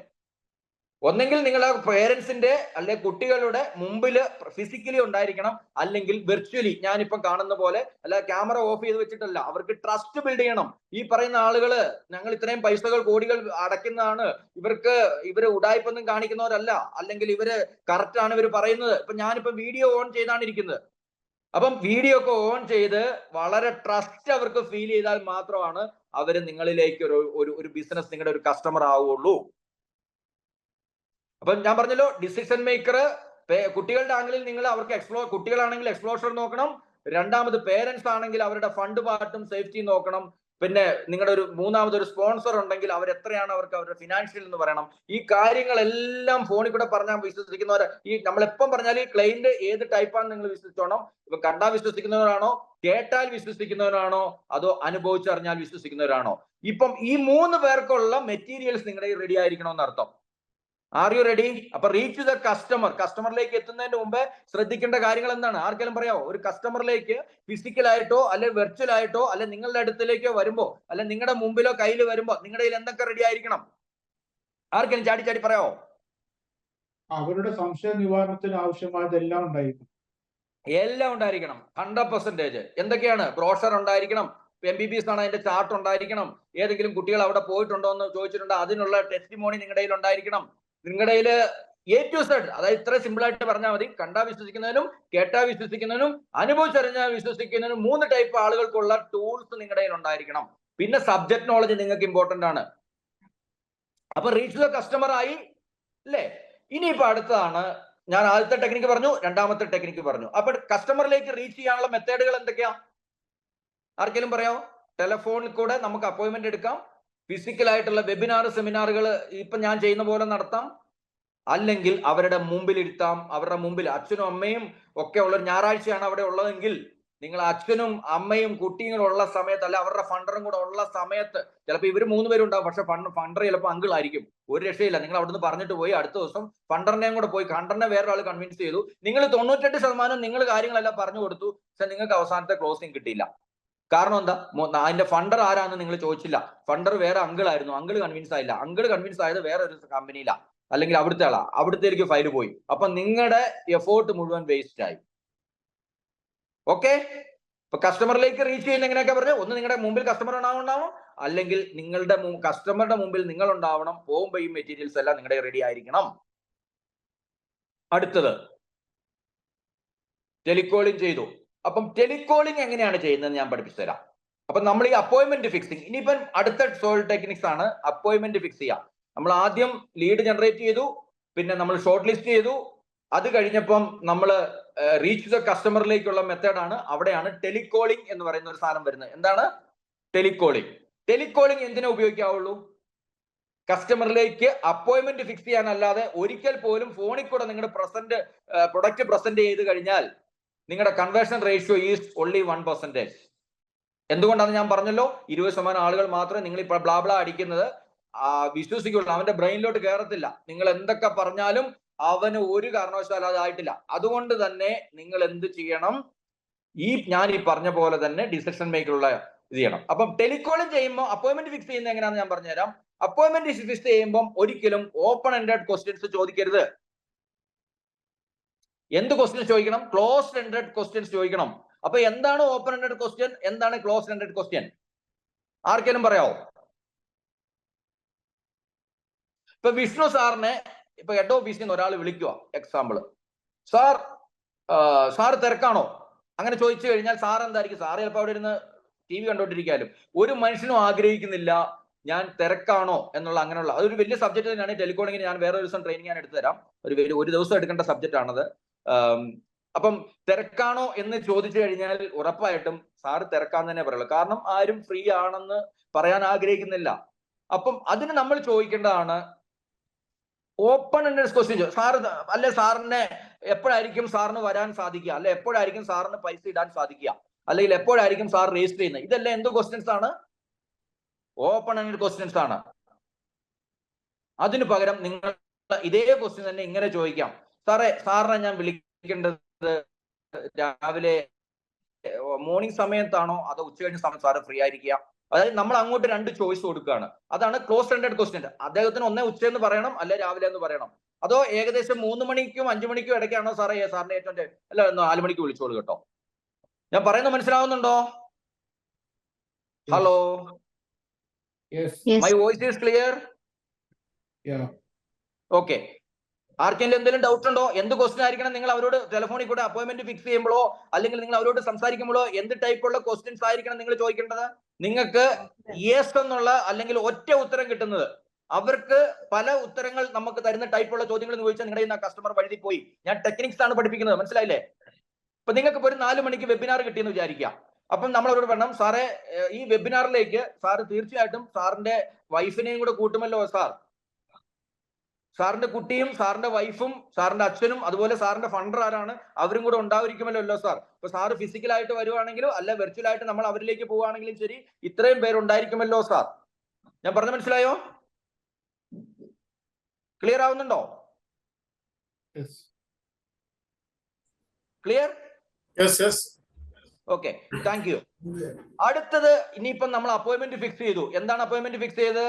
നമ്മുടെ ഓഫീസിലേക്ക് വരാം എന്നുള്ളതാണ്, അല്ലെങ്കിൽ നമ്മൾ ഒരു വെർച്വൽ ആയിട്ട്. അപ്പം ഇനിയാണ് അപ്പോയിന്റ്മെന്റ് ഫിക്സ് ചെയ്തു, ടെലികോളിംഗ് ചെയ്തു, അപ്പോയിന്റ്മെന്റ് ഫിക്സ് ചെയ്തു. അടുത്ത സെയിൽ ടെക്നിക്സ് ആണ് നോ ദ കസ്റ്റമർ. എന്താണ് നമ്മുടെ എല്ലാം പ്രശ്നം? കസ്റ്റമറിനെ അറിയാതെ നമ്മൾ blah blah blah blah blah blah blah എന്നങ്ങ് പറയും. എങ്ങനെയാണ് ഒരു കസ്റ്റമറിനെ അറിയാൻ സാധിക്കുന്നത്? എന്ത് പ്രൊഡക്റ്റും ആയിക്കോട്ടെ, ആ കസ്റ്റമറിന്റെ നമ്മൾ എങ്ങനെയാണ് കസ്റ്റമറിനെ, ഞാനൊക്കെ ഒരു കസ്റ്റമറിനെ ചെയ്യുന്ന കസ്റ്റമറിന്റെ ഫുൾ ഹിസ്റ്ററി, പണ്ടൊക്കെ ഭയങ്കര പ്രയാസമായിരുന്നു ഒരു കസ്റ്റമറിനെ കുറിച്ച് മനസ്സിലാക്കാൻ. കാരണം ഡേറ്റ, ഓരോ വ്യക്തിയുടെയും ഡേറ്റ ഇന്ന് മാർക്കറ്റിൽ അവൈലബിൾ ആയിരുന്നില്ലാത്ത ഒരു കാലമുണ്ട്. ഞാനൊക്കെ സെയിൽസ് ചെയ്തുകൊണ്ടിരുന്ന കാലത്തില് ബാങ്കിലൊക്കെ അക്കൗണ്ട്സ് പിടിക്കുകയും ഇൻവെസ്റ്റ്മെന്റ് പിടിക്കുകയും ഇൻഷുറൻസ് സെയിലും ഒക്കെ ഒരു കാലത്ത് കസ്റ്റമറിനെ മനസ്സിലാക്കാൻ ഭയങ്കര പാടാണ്. അത് മുമ്പിലിരിക്കുമ്പം ഒക്കെ ആയിരിക്കും ഞാൻ മനസ്സിലാക്കും. പക്ഷെ ഇന്നത്തെ കാലത്ത് ഒരു കസ്റ്റമർ എന്ന് പറഞ്ഞു കഴിഞ്ഞാൽ ആ കസ്റ്റമർ, ഇപ്പൊ എക്സാമ്പിൾ നിങ്ങൾക്ക് തരുന്ന ഒരാളുടെ പേര് ഫേസ്ബുക്കിൽ ഉണ്ടെങ്കിൽ അയാളുടെ പാഷൻ നിങ്ങൾക്ക് മനസ്സിലാക്കാം, ഇൻട്രസ്റ്റ് മനസ്സിലാക്കാം. ആ കുട്ടിയെ കുറിച്ചാണെങ്കിൽ ആ കുട്ടിയുടെ പാഷൻസ് മനസ്സിലാക്കാം, ഇൻട്രസ്റ്റ് മനസ്സിലാക്കാം. ഒരു കമ്പനി ഉള്ള ഒരാളാണെങ്കിൽ ആ കമ്പനിയുടെ വെബ്സൈറ്റിൽ കയറി കഴിഞ്ഞാൽ അയാളുടെ ഫിനാൻഷ്യൽ സ്റ്റാറ്റസ് നിങ്ങൾക്ക് മനസ്സിലാക്കാം. അപ്പം നമ്മൾ ഈ കസ്റ്റമർ നമ്മുടെ മുമ്പിൽ വരുന്നതിന് മുമ്പേ, അല്ല നമ്മൾ അദ്ദേഹത്തിനോട് നമ്മൾ ചോദിക്കുന്ന ബിസിനസ്, സാർ ഇപ്പൊ എന്ത് ബിസിനസ് ആണ് ചെയ്യുന്നത് എന്ന് ചോദിച്ചു കഴിഞ്ഞാൽ, ഇപ്പൊ ഒരു നല്ല ഒരു ബിസിനസ് ആണ് ചെയ്യുന്ന ഒരാളാണെങ്കിൽ തീർച്ചയായിട്ടും അദ്ദേഹത്തിന് IT ഉണ്ടായിരിക്കും. ചുമ്മാ നോർമൽ തട്ടുകൊടുക്ക് പരിപാടിയാണ്, IT കാണത്തില്ല. അപ്പൊ നമുക്ക് ഇതെല്ലാം നമ്മൾ മനസ്സിലാക്കുക. അപ്പം IT ഉള്ള ഒരു പ്രൊഡക്റ്റ് ഉള്ള ഒരാൾക്ക്, ഫിനാൻഷ്യൽ സ്റ്റാറ്റസ് ഉള്ള ഒരാള്, അല്ലെങ്കിൽ ഒരു ജോലി ചെയ്യുന്ന ഒരാള്, ഇപ്പൊ ഹസ്ബൻഡും വൈഫും ജോലിയാണ് ചെയ്യുന്നത് എന്ന് പറഞ്ഞാൽ അതിനർത്ഥം എന്താ? അവർക്ക് പക്ക സാലറി സ്ലിപ്പും കാര്യങ്ങളൊക്കെ ഇൻകം പ്രൂഫ് അവരുടെ ഉണ്ടാവും. അപ്പം നമ്മളെ നോ ദ കസ്റ്റമർ, കസ്റ്റമറിന്റെ ബിഹേവ്, കസ്റ്റമറിനെ കുറിച്ചുള്ള ഒരു ചെറിയ പഠനം നമ്മൾ ഈ നമ്മൾ കസ്റ്റമറിലേക്ക് മുമ്പിലോട്ട് പോവോ അല്ലെ കസ്റ്റമർ നമ്മളിലേക്ക് വരുവോ ചെയ്യുന്നതിന് മുമ്പേ കസ്റ്റമറെ കുറിച്ചും ഈ കുട്ടിയെ കുറിച്ചും അല്ലെങ്കിൽ ഇവരെ കുറിച്ചും ഒരു ചെറിയ പഠനം നമ്മൾ നടത്തിയിരിക്കണം. നമ്മളവർക്ക് ഇതിനൊക്കെ എവിടെയാ സമയം? അതെ, ഇതിനൊക്കെ സമയമില്ലെങ്കിൽ നമ്മുടെ സമയം അവർ അപകരിക്കും. അവർ നമ്മുടെ അടുത്തുനിന്ന് നോളജ്, ഇപ്പൊ സാറോ രാവിലെ ആദ്യം പറഞ്ഞ പോലെ ഇൻഫർമേഷൻസ് എടുത്തു പോകും, നിങ്ങൾക്ക് ക്ലോസിംഗ് കിട്ടത്തില്ല. ഇനിയിപ്പോ അടുത്തതാണ് നോ ദ കസ്റ്റമറായി. പിന്നെ നമ്മുടെ ശരി, നമ്മൾ ഇതൊന്നും എടുത്തിട്ടില്ല എന്ന് തന്നെ വിചാരിക്കുക, കസ്റ്റമറെ കുറിച്ച് നമ്മളൊന്നും പഠിച്ചിട്ടില്ല. ഇനി നമ്മുടെ മുമ്പിലുണ്ട് കസ്റ്റമർ, അതിപ്പം ഫിസിക്കൽ ആയിക്കോട്ടെ വെർച്വൽ ആയിട്ട് നമ്മുടെ മുമ്പിലുണ്ട്. ഇനിയാണ് നിങ്ങളുടെ ഐഡിയ എന്ന് പറയുന്നത്, നിങ്ങളുടെ ബ്രെയിൻ എന്ന് പറയുന്നത്. ഒരിക്കലും നമ്മുടെ മുമ്പിൽ വന്നത് തന്നെ blah blah blah blah blah blah എന്ന് പറഞ്ഞോട്ട് അങ്ങ് പ്രൊഡക്റ്റ് പ്രസന്റ് ചെയ്യരുത്. കസ്റ്റമറിനോട് ചോദ്യങ്ങൾ ചോദിക്കണം. എത്ര ചോദ്യങ്ങൾ ചോദിക്കുവോ അത്രയും ചോദ്യങ്ങൾ ചോദിക്കണം. ഒരിക്കലും പ്രൊഡക്റ്റ് ആദ്യം കയറി പ്രസന്റ് ചെയ്തേക്കരുത്. എന്തൊക്കെയായിരിക്കും നിങ്ങൾ ചോദിക്കാനുള്ള ചോദ്യങ്ങൾ? എന്തൊക്കെയാണ്? നിങ്ങളുടെ മുമ്പിൽ ഒരു എഡ്യൂക്കേഷൻ ക്ലൈന്റ് ആണ്. ഇപ്പൊ നിങ്ങളുടെ പ്രൊഡക്റ്റ് വേറെ ആയിക്കോട്ടെ, നിങ്ങൾ അതനുസരിച്ച് നിങ്ങൾക്ക് ചോദ്യങ്ങൾ മാറ്റാം. ഇപ്പൊ എഡ്യൂക്കേഷൻ പ്രൊഡക്റ്റ് ആണ് നിങ്ങൾ ചെയ്യുന്നതെങ്കിൽ, ഒന്നെങ്കിൽ MBBS ആണ് നിങ്ങൾ ചെയ്യുന്നത്, അല്ലെങ്കിൽ UK കാനഡ ആണ് ചെയ്യുന്നത്, അല്ലെങ്കിൽ നിങ്ങൾ വേറെ ഒരു കാര്യമാണ് ചെയ്യുന്നത്. അപ്പൊ കസ്റ്റമറിനോട് ചോദിക്കാനുള്ള ചോദ്യങ്ങൾ എന്തൊക്കെയാ? ആർക്കെങ്കിലും പറയാമോ? എന്തൊക്കെ ചോദ്യങ്ങൾ നിങ്ങൾക്ക് അവരോട് ചോദിക്കാം? അവരെ മനസ്സിലാക്കാൻ വേണ്ടിയിട്ട് ആദ്യം പോയിട്ട് സാറേ UK പോകണമെന്ന് പറഞ്ഞു കഴിഞ്ഞാൽ, കാരണം ഞാനൊരു എക്സാമ്പിൾ പറയാം. ഞാൻ ഈ ഒരു കമ്പനി തുടങ്ങാനുള്ള കാരണം തന്നെ സാന്റാമോണിക്ക എന്ന് പറയുന്ന സ്ഥാപനമാണ്. ഞാൻ ആ സാന്റാമോണിക്കയ്ക്ക് എന്റെ മകന് 2018 അവന് 98.9% മാർക്കുണ്ട്. അപ്പം അവനെ വിദേശത്തേക്ക് വിടാൻ ആഗ്രഹിച്ചപ്പം എന്നോട് ഒരു അമേരിക്കൻ ക്ലയന്റ് പറഞ്ഞു, ഇവനെ വേൾഡ് റാങ്കിങ് കൂടുതലുള്ള യൂണിവേഴ്സിറ്റിയിൽ ഇവന് അഡ്മിഷൻ കിട്ടുമെന്ന് പറഞ്ഞു, സ്കോളർഷിപ്പ് കിട്ടുമെന്ന് പറഞ്ഞു. ഇത് രണ്ടുമാണ് എന്റെ മനസ്സിൽ കിടക്കുന്നത്. ഞാൻ സാന്റാമോണിക്കയ്ക്ക് അടുത്ത് പോയി. അവരെനിക്ക് കാനഡ എന്ന് മാത്രം ഒറ്റ ചോയ്സ് തന്നു. കാനഡ എനിക്ക് സ്കോളർഷിപ്പ് തന്നില്ല, എനിക്ക് എന്ത് തന്നില്ല, പിന്നെ വേൾഡ് റാങ്കിങ് യൂണിവേഴ്സിറ്റികൾ തന്നില്ല. അതുകൊണ്ട് ആ ക്ലയന്റും പോയി, ഇതുമായി. മനസ്സിലായി? അപ്പൊ നിങ്ങളുടെ മുമ്പിൽ വരുന്ന ഒരാൾക്ക് എന്താണ് അവരുടെ, അപ്പം ഇവരുമായിട്ട് ഇന്ററാക്ട് ചെയ്യണം. കുട്ടിയോട് ചോദിക്കണം, മോന്റെ ആവശ്യം എന്താ, മോൻ എങ്ങനത്തേക്ക് ആഗ്രഹിക്കുന്നത്, മോന്റെ കൂട്ടുകാരാണെങ്കിലും ഒക്കെ വിദേശത്തുണ്ടോ, എന്താ മോന്റെ എക്സ്പെക്ട്. അവനുമായിട്ട് അങ്ങ് ഇന്ററാക്ട് ചെയ്യുമ്പോൾ അവനൊരു 3-4-5 അവന്റെ മനസ്സിൽ കിടക്കുന്ന മുഴുവൻ കാര്യങ്ങളും ഇങ്ങോട്ട് തുറന്നു പറയും. അച്ഛനും അമ്മയോട് ചോദിക്കണം, എങ്ങനെയായിരിക്കും നിങ്ങളുടെ ഒരു, ഞാൻ എവിടെ പറഞ്ഞു നിർത്തിയ സാറേ? ആരെങ്കിലും ഒന്ന് പറയോ? ഞാൻ എവിടെ പറഞ്ഞു? ഐ ആം റിയലി സോറി, ഒരു കോൾ ഇങ്ങനെ കയറി വന്നു. പാരന്റ്സിന്റെ ഇൻഫർമേഷൻ പാരന്റ്സിനോട് ചോദിക്കണം. അവരോട് നമ്മൾ ചോദിക്കേണ്ട ചോദ്യങ്ങൾ എന്താണ്? സാറിന് എത്രമാത്രം ഫണ്ട് ഇൻവെസ്റ്റ് ചെയ്യാനാണ് സാർ ആഗ്രഹിക്കുന്നത്? സാറിന്റെ ഒരു ഫിനാൻഷ്യൽ സ്റ്റാറ്റസ് എന്താണ്? സാർ ITR ഒക്കെ ഫയൽ ചെയ്യുന്ന ആളാണോ? അല്ലെങ്കിൽ സാറിന് എങ്ങനെയായിരിക്കും, സാറിന്റെ എങ്ങനെയുള്ള ടൈപ്പാണ് മോനെ പഠിപ്പിക്കാൻ സാർ ആഗ്രഹിക്കുന്നത്? അത് വലിയ ലെവലിലുള്ള കൺട്രീസ് വേണോ, അതോ മീഡിയം വേണോ, അതോ ലോ ലെവൽ വേണോ? അങ്ങനെ കുറെ ചോദ്യങ്ങൾ. നമ്മളിങ്ങനെ ആദ്യം തന്നെ UK പോകും, കാനഡയ്ക്ക് പോകും, ഓസ്ട്രേലിയക്ക് പോകും, അതൊന്നുമല്ല. സാർ സ്കോളർഷിപ്പ് ആഗ്രഹിക്കുന്നുണ്ടോ മോന്? അത് ഫ്രീ എഡ്യൂക്കേഷൻ ആണോ ആവശ്യമുള്ളത്? അപ്പൊ നമ്മൾ ശ്രദ്ധിക്കേണ്ട ഒരു കാര്യം, നമ്മുടെ മുമ്പിൽ വരുന്ന ഒരു ക്ലയന്റ്, അവര് ഈ സാറ് ആദ്യം പറഞ്ഞ പോലെ തന്നെ കുറെ ഇൻഫർമേഷൻസ് എടുത്തിട്ടാണ് വരുന്നത്. എവിടുന്നായിരിക്കും അവർ ഇൻഫർമേഷൻ എടുത്തിട്ടുള്ളത്? ഒന്നെങ്കിൽ ഗൂഗിളിൽ നിന്ന് കയറി, അല്ലെങ്കിൽ യൂട്യൂബിൽ നിന്ന് കയറി കുറെ എടുത്തിട്ടുണ്ടാവും. പിന്നെ ഇവരുടെ ഫ്രണ്ട്സ് സർക്കിളിൽ നിന്ന് കുറെ ഇൻഫർമേഷൻസ് എടുത്തിട്ടുണ്ടാവും. മൂന്നാമത് ഇവനൊരു 9 കൺസൾട്ടൻസി കയറി ഇറങ്ങിയിട്ടാണ് 10ാമത് നിങ്ങളുടെ അടുത്ത് വരുന്നത്. അപ്പൊ അതിൽ നിന്ന് എന്താണ് എക്സ്ട്രാ നിങ്ങളുടെ കയ്യിൽ നിന്ന് കിട്ടും എന്നുള്ളതാണ്. ഇവരെയാണ് നിങ്ങൾ ലോക്ക് ചെയ്യേണ്ടത്. അതായത് 9 കൺസൾട്ടൻസി കയറി ഇറങ്ങി 10ാമത് നിങ്ങളുടെ അടുത്ത് വരുന്ന ഒരാളെ നിങ്ങൾ ലോക്ക് ചെയ്യണമെങ്കിൽ നിങ്ങളുടെ കയ്യിൽ എത്രമാത്രം ബ്രില്യൻസ് ഉണ്ടെന്ന് വിചാരിച്ചോളൂ. അല്ലെങ്കിൽ നിങ്ങൾ മാത്രമേ കേരളത്തിൽ കൺസൾട്ടൻസി ഉണ്ടായിരുന്നുള്ളെങ്കിൽ ശരിയാണ്. അല്ല, ഇന്ന് 3000 കൺസൾട്ടൻസികൾ ഇന്ന് കേരളത്തിലുണ്ട്. 300ഓളം രജിസ്റ്റേർഡ് ഉണ്ട്, അല്ലാതെ ചെറുതും വലുതുമായിട്ടുള്ള ആളുകളുണ്ട്. ഈ ഒരു മാർക്കറ്റിലേക്കാണ് നമ്മൾ ഇറങ്ങുന്നത്. എന്ന് വിചാരിച്ച് നമ്മൾ പരാജയപ്പെടേണ്ട കാര്യമുണ്ടോ? ഒന്നുമില്ല, നിങ്ങൾ പേടിക്കേണ്ട കാര്യമില്ല. ഇവിടെ 1000 ഹോട്ടലുകളുണ്ട്. പക്ഷെ പാരങ്ങളിൽ നമ്മൾ പോയി ഭക്ഷണം കഴിക്കും, അല്ലെ നിങ്ങളുടെ അടുത്തുള്ള ഏറ്റവും ഇഷ്ടപ്പെട്ട സ്ഥലത്ത് നിങ്ങളുടെ ലോക്കലിൽ പോയി നിങ്ങൾ ഭക്ഷണം കഴിക്കും. എന്തുകൊണ്ടാണ്? അവിടെ അവർ ബ്രാൻഡ് ചെയ്തു, അവർ നല്ല സർവീസ് കൊടുക്കുന്നു. ഇതുപോലെ നിങ്ങളും നന്നായിട്ട് ചെയ്തു കഴിഞ്ഞാൽ ഒരു പ്രാവശ്യവും നിങ്ങൾ പേടിക്കേണ്ട കാര്യമില്ല. നിങ്ങളുടെ ക്ലയന്റ് നിങ്ങളുടെയാണ്. ഇനിയിപ്പം നമ്മൾ ആഗ്രഹിക്കേണ്ട പലരുടെയും പ്രശ്നം എന്ന് പറഞ്ഞു കഴിഞ്ഞാൽ, 2 ടൈപ്പ് മാർക്കറ്റ് ഉണ്ട്. നിങ്ങൾ എല്ലാവരും കേൾക്കേണ്ട ഒരു കാര്യമാണ്. പലരുടെയും ഫെയിലിയർ ഇതാണ്. 2 ടൈപ്പ് മാർക്കറ്റ് ഉണ്ട്, അല്ലെങ്കിൽ 2 ടൈപ്പ് ലീഡ്സ് ഉണ്ട്, അല്ലെ 2 ടൈപ്പ് എൻക്വയറി ഉണ്ട്. ഒന്ന് ഹോട്ട് മാർക്കറ്റ് എന്ന് പറയും, ഒന്ന് കോൾഡ് മാർക്കറ്റ് എന്ന് പറയും. എന്താണ് ഹോട്ട് മാർക്കറ്റ്, എന്താണ് കോൾഡ് മാർക്കറ്റ്? ഇപ്പൊ ഉദാഹരണത്തിന് ഇവിടെ വിഷ്ണു സാറ് ഇവിടെ ഒരു ഫ്രാഞ്ചൈസി എടുത്തു. വിഷ്ണു സാർ ഒരു സ്റ്റാറ്റസ് ഇട്ടു. ഇപ്പൊ ഹെഡ് ഓഫീസിൽ നിന്ന് ഒരു സാധനം വന്നു, ആ സ്റ്റാറ്റസ് ഇട്ടു. വിഷ്ണു സാറിന്റെ ഏറ്റവും കൂടെ ജോലി ചെയ്യുന്ന ഒരാളുടെ മകൾക്ക് പോകണം. അപ്പം വിഷ്ണു സാർ പുതുതായിട്ട് ഇട്ടതാന്ന് അറിയാം. എടാ, നീ ഈ പരിപാടി തുടങ്ങിയോ? ഓ ഗ്രേറ്റ്, എന്റെ മോളെ ഒന്ന് വിദേശത്ത് പോകണോ, ഇതിന്റെ കാര്യങ്ങളൊന്ന് പറഞ്ഞു തരാമോ എന്ന് ചോദിക്കുന്നു. അതാണ് ഹോട്ട് മാർക്കറ്റ് എന്ന് പറഞ്ഞാൽ. ഇവിടെ കോമ്പറ്റീഷൻ ഇല്ല എന്ന് പറഞ്ഞാൽ, വിഷ്ണു സാറിനെ ഒന്ന് പറയുന്ന ഒരാളെ ട്രസ്റ്റ് ചെയ്തിട്ട്, അല്ലാതെ ബ്രാൻഡോ ഒന്നുമല്ല, വ്യക്തിയിൽ വിനോദ് തുടങ്ങിയ സമയത്ത് എന്റെ ആദ്യത്തെ 10 ക്ലയന്റ് ആരെന്ന് ചോദിച്ചാൽ, എന്റെ കൂടെ ആർമിയിലുള്ളവരുടെ മക്കളും, എന്റെ കൂടെ ബാങ്കിലുള്ളവരുടെ മക്കളും, എന്റെ അയൽവക്കംകാരും, എന്നെ വിശ്വസിക്കുന്ന എന്റെ റോട്ടറി ക്ലബിലുള്ളവരുടെ ഒക്കെ ആളുകളാണ് എന്റെ ആദ്യത്തെ 10. ഇതെന്ന് പറഞ്ഞാൽ വേറെ ഒന്നും നോക്കിയിട്ട് വരുന്നതല്ല. അപ്പൊ നിങ്ങൾ തുടങ്ങേണ്ട ശരിക്കും എവിടുന്നാണ്? ഹോട്ട് മാർക്കറ്റിൽ നിന്നാണ്. പലരുടെയും പ്രശ്നം എന്നാ, നേരെ കൊണ്ട് ഓപ്പൺ മാർക്കറ്റിൽ നിന്ന് എടുത്തങ്ങ് വിടുവാണ്. അതിനെ ഓപ്പൺ മാർക്കറ്റ് അല്ലെങ്കിൽ കോൾഡ് മാർക്കറ്റ് ആണ് പറയുന്നത്. ഇവിടെ കോമ്പറ്റീഷൻ ഉണ്ട്. ആദ്യം നിങ്ങളൊരു പുതിയ ബ്രാഞ്ചാണ് ആഗ്രഹിക്കുന്നതെങ്കിൽ ആദ്യം നിങ്ങളുടെ ആദ്യത്തെ 10 ഫയൽ 50 ഫയൽ കൊണ്ടുവരേണ്ടത് നിങ്ങളുടെ ക്ലോസ് മാർക്കറ്റിൽ നിന്ന്, എന്ന് പറഞ്ഞാൽ നിങ്ങളുടെ ഹോട്ട് മാർക്കറ്റിൽ നിന്നാണ്. പക്ഷേ സാധാരണക്കാരായ ആളുകൾ എന്ത് ചെയ്യുന്നു? ഓപ്പൺ മാർക്കറ്റിലേക്ക് ഇറങ്ങി വലിയ പ്രമുഖ 25 വർഷമായിട്ട് ബ്രാൻഡിങ് ആയിട്ടുള്ള ഒരു കമ്പനിയോട് കിടപറിക്കുന്ന രീതിയിൽ ഇവരെ അറ്റാക്ക് ചെയ്യുന്നു. പക്ഷെ അവരെ ഓൾറെഡി ബ്രാൻഡ് ചെയ്ത് വെച്ചിരിക്കുകയാണ്, അവർ ട്രസ്റ്റ് ചെയ്ത് ബിൽഡ് ചെയ്ത് വെച്ചിരിക്കുകയാണ്. ഒരിക്കലും കസ്റ്റമർക്ക് ഒരു ട്രസ്റ്റ് ബിൽഡ് ചെയ്യാതെ ഒരിക്കലും ഇതില്ല. അപ്പൊ ആ ട്രസ്റ്റ് ബിൽഡ് ചെയ്യുന്ന എങ്ങനെയാണ്? ഒരു ദിവസം കൊണ്ട് ട്രസ്റ്റ് ബിൽഡ് ചെയ്യാൻ പറ്റുമോ? യൂസഫ് അലി ആയത് 45 വർഷം കൊണ്ടാണ്. പിന്നെ സാന്റാമോണിക്ക ആയത് 25 വർഷം കൊണ്ടാണ്. അപ്പൊ ഇന്ന് തുടങ്ങിയ ഒരു കമ്പനി ആദ്യത്തെ ഒരാൾക്ക് നിങ്ങൾ ചെയ്തു കൊടുക്കുക എന്നുള്ളതാണ് ആദ്യത്തെ പരിപാടി. ഒരാളെ ബിൽഡ് ചെയ്യുക എന്നുള്ളതാണ്. അത് ഒരാൾ 10 പേരാവും, 10 പേര് 100,000, 100,000 പേരാവും. അപ്പൊ ഞാൻ ആ ടെക്നിക്കിനകത്ത് ഏതാണ് പറഞ്ഞത്? No the customer. കസ്റ്റമറിനെ അറിയണം. ഈ കസ്റ്റമറിനെ അറിയുന്ന സമയത്ത് ചെയ്യേണ്ട കുറച്ച് കാര്യങ്ങളാണ് ഞാൻ പറയുന്നത്. അടുത്ത ടെക്നിക്കാണ് പ്രൊഡക്റ്റ് പ്രസന്റേഷൻ. എന്താണ്?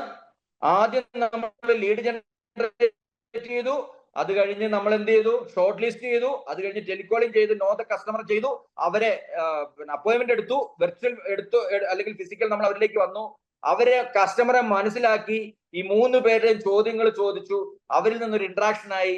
ഇത്രയും നേരം അകന്നിരുന്ന 2 കസ്റ്റമേഴ്സ് അടുത്ത് വന്നു എന്ന് പറഞ്ഞാൽ ഫ്രീക്വൻസി ഏകദേശം അടുത്ത് വരുമ്പോൾ മാത്രമേ നിങ്ങൾ പ്രൊഡക്റ്റ് പ്രസന്റ് ചെയ്യാവുള്ളൂ. എല്ലാവരും പ്രശ്നം എന്നാ? ആദ്യം തന്നെ MBBS വിളിച്ചു, MBBS എന്താ MBBS ശരി പ്രൊഡാന്ന് കുറെ അങ്ങോട്ട് അയച്ചു കൊടുത്തു, അങ്ങനെ ചെയ്യണേ, ഒരിക്കലും ക്ലോസ് ആകത്തില്ല. അവരുമായിട്ടൊരു ഇൻട്രാക്ഷൻ ആവണം, അവരിൽ നിന്നൊരു ട്രസ്റ്റ് ബിൽഡ് ചെയ്യണം.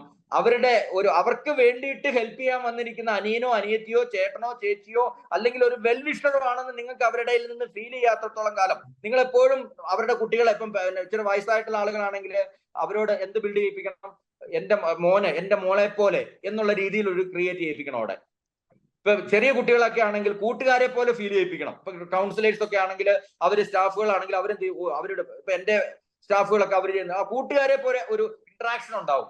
ചേച്ചി പറഞ്ഞു തന്നുകൊണ്ട് കാര്യങ്ങളൊക്കെയാണ്, ചേച്ചി എന്നെ ഗൈഡ് ചെയ്യുന്നു, ചേച്ചിയാണ് എന്റെ ദൈവം, അല്ലെങ്കിൽ പിന്നെ സാർ ഉള്ളത് കൊണ്ട് സാർ എന്നെ കറക്റ്റ് ആയിട്ട് കാര്യങ്ങളെല്ലാം പറഞ്ഞു തന്ന് വിടുന്നു.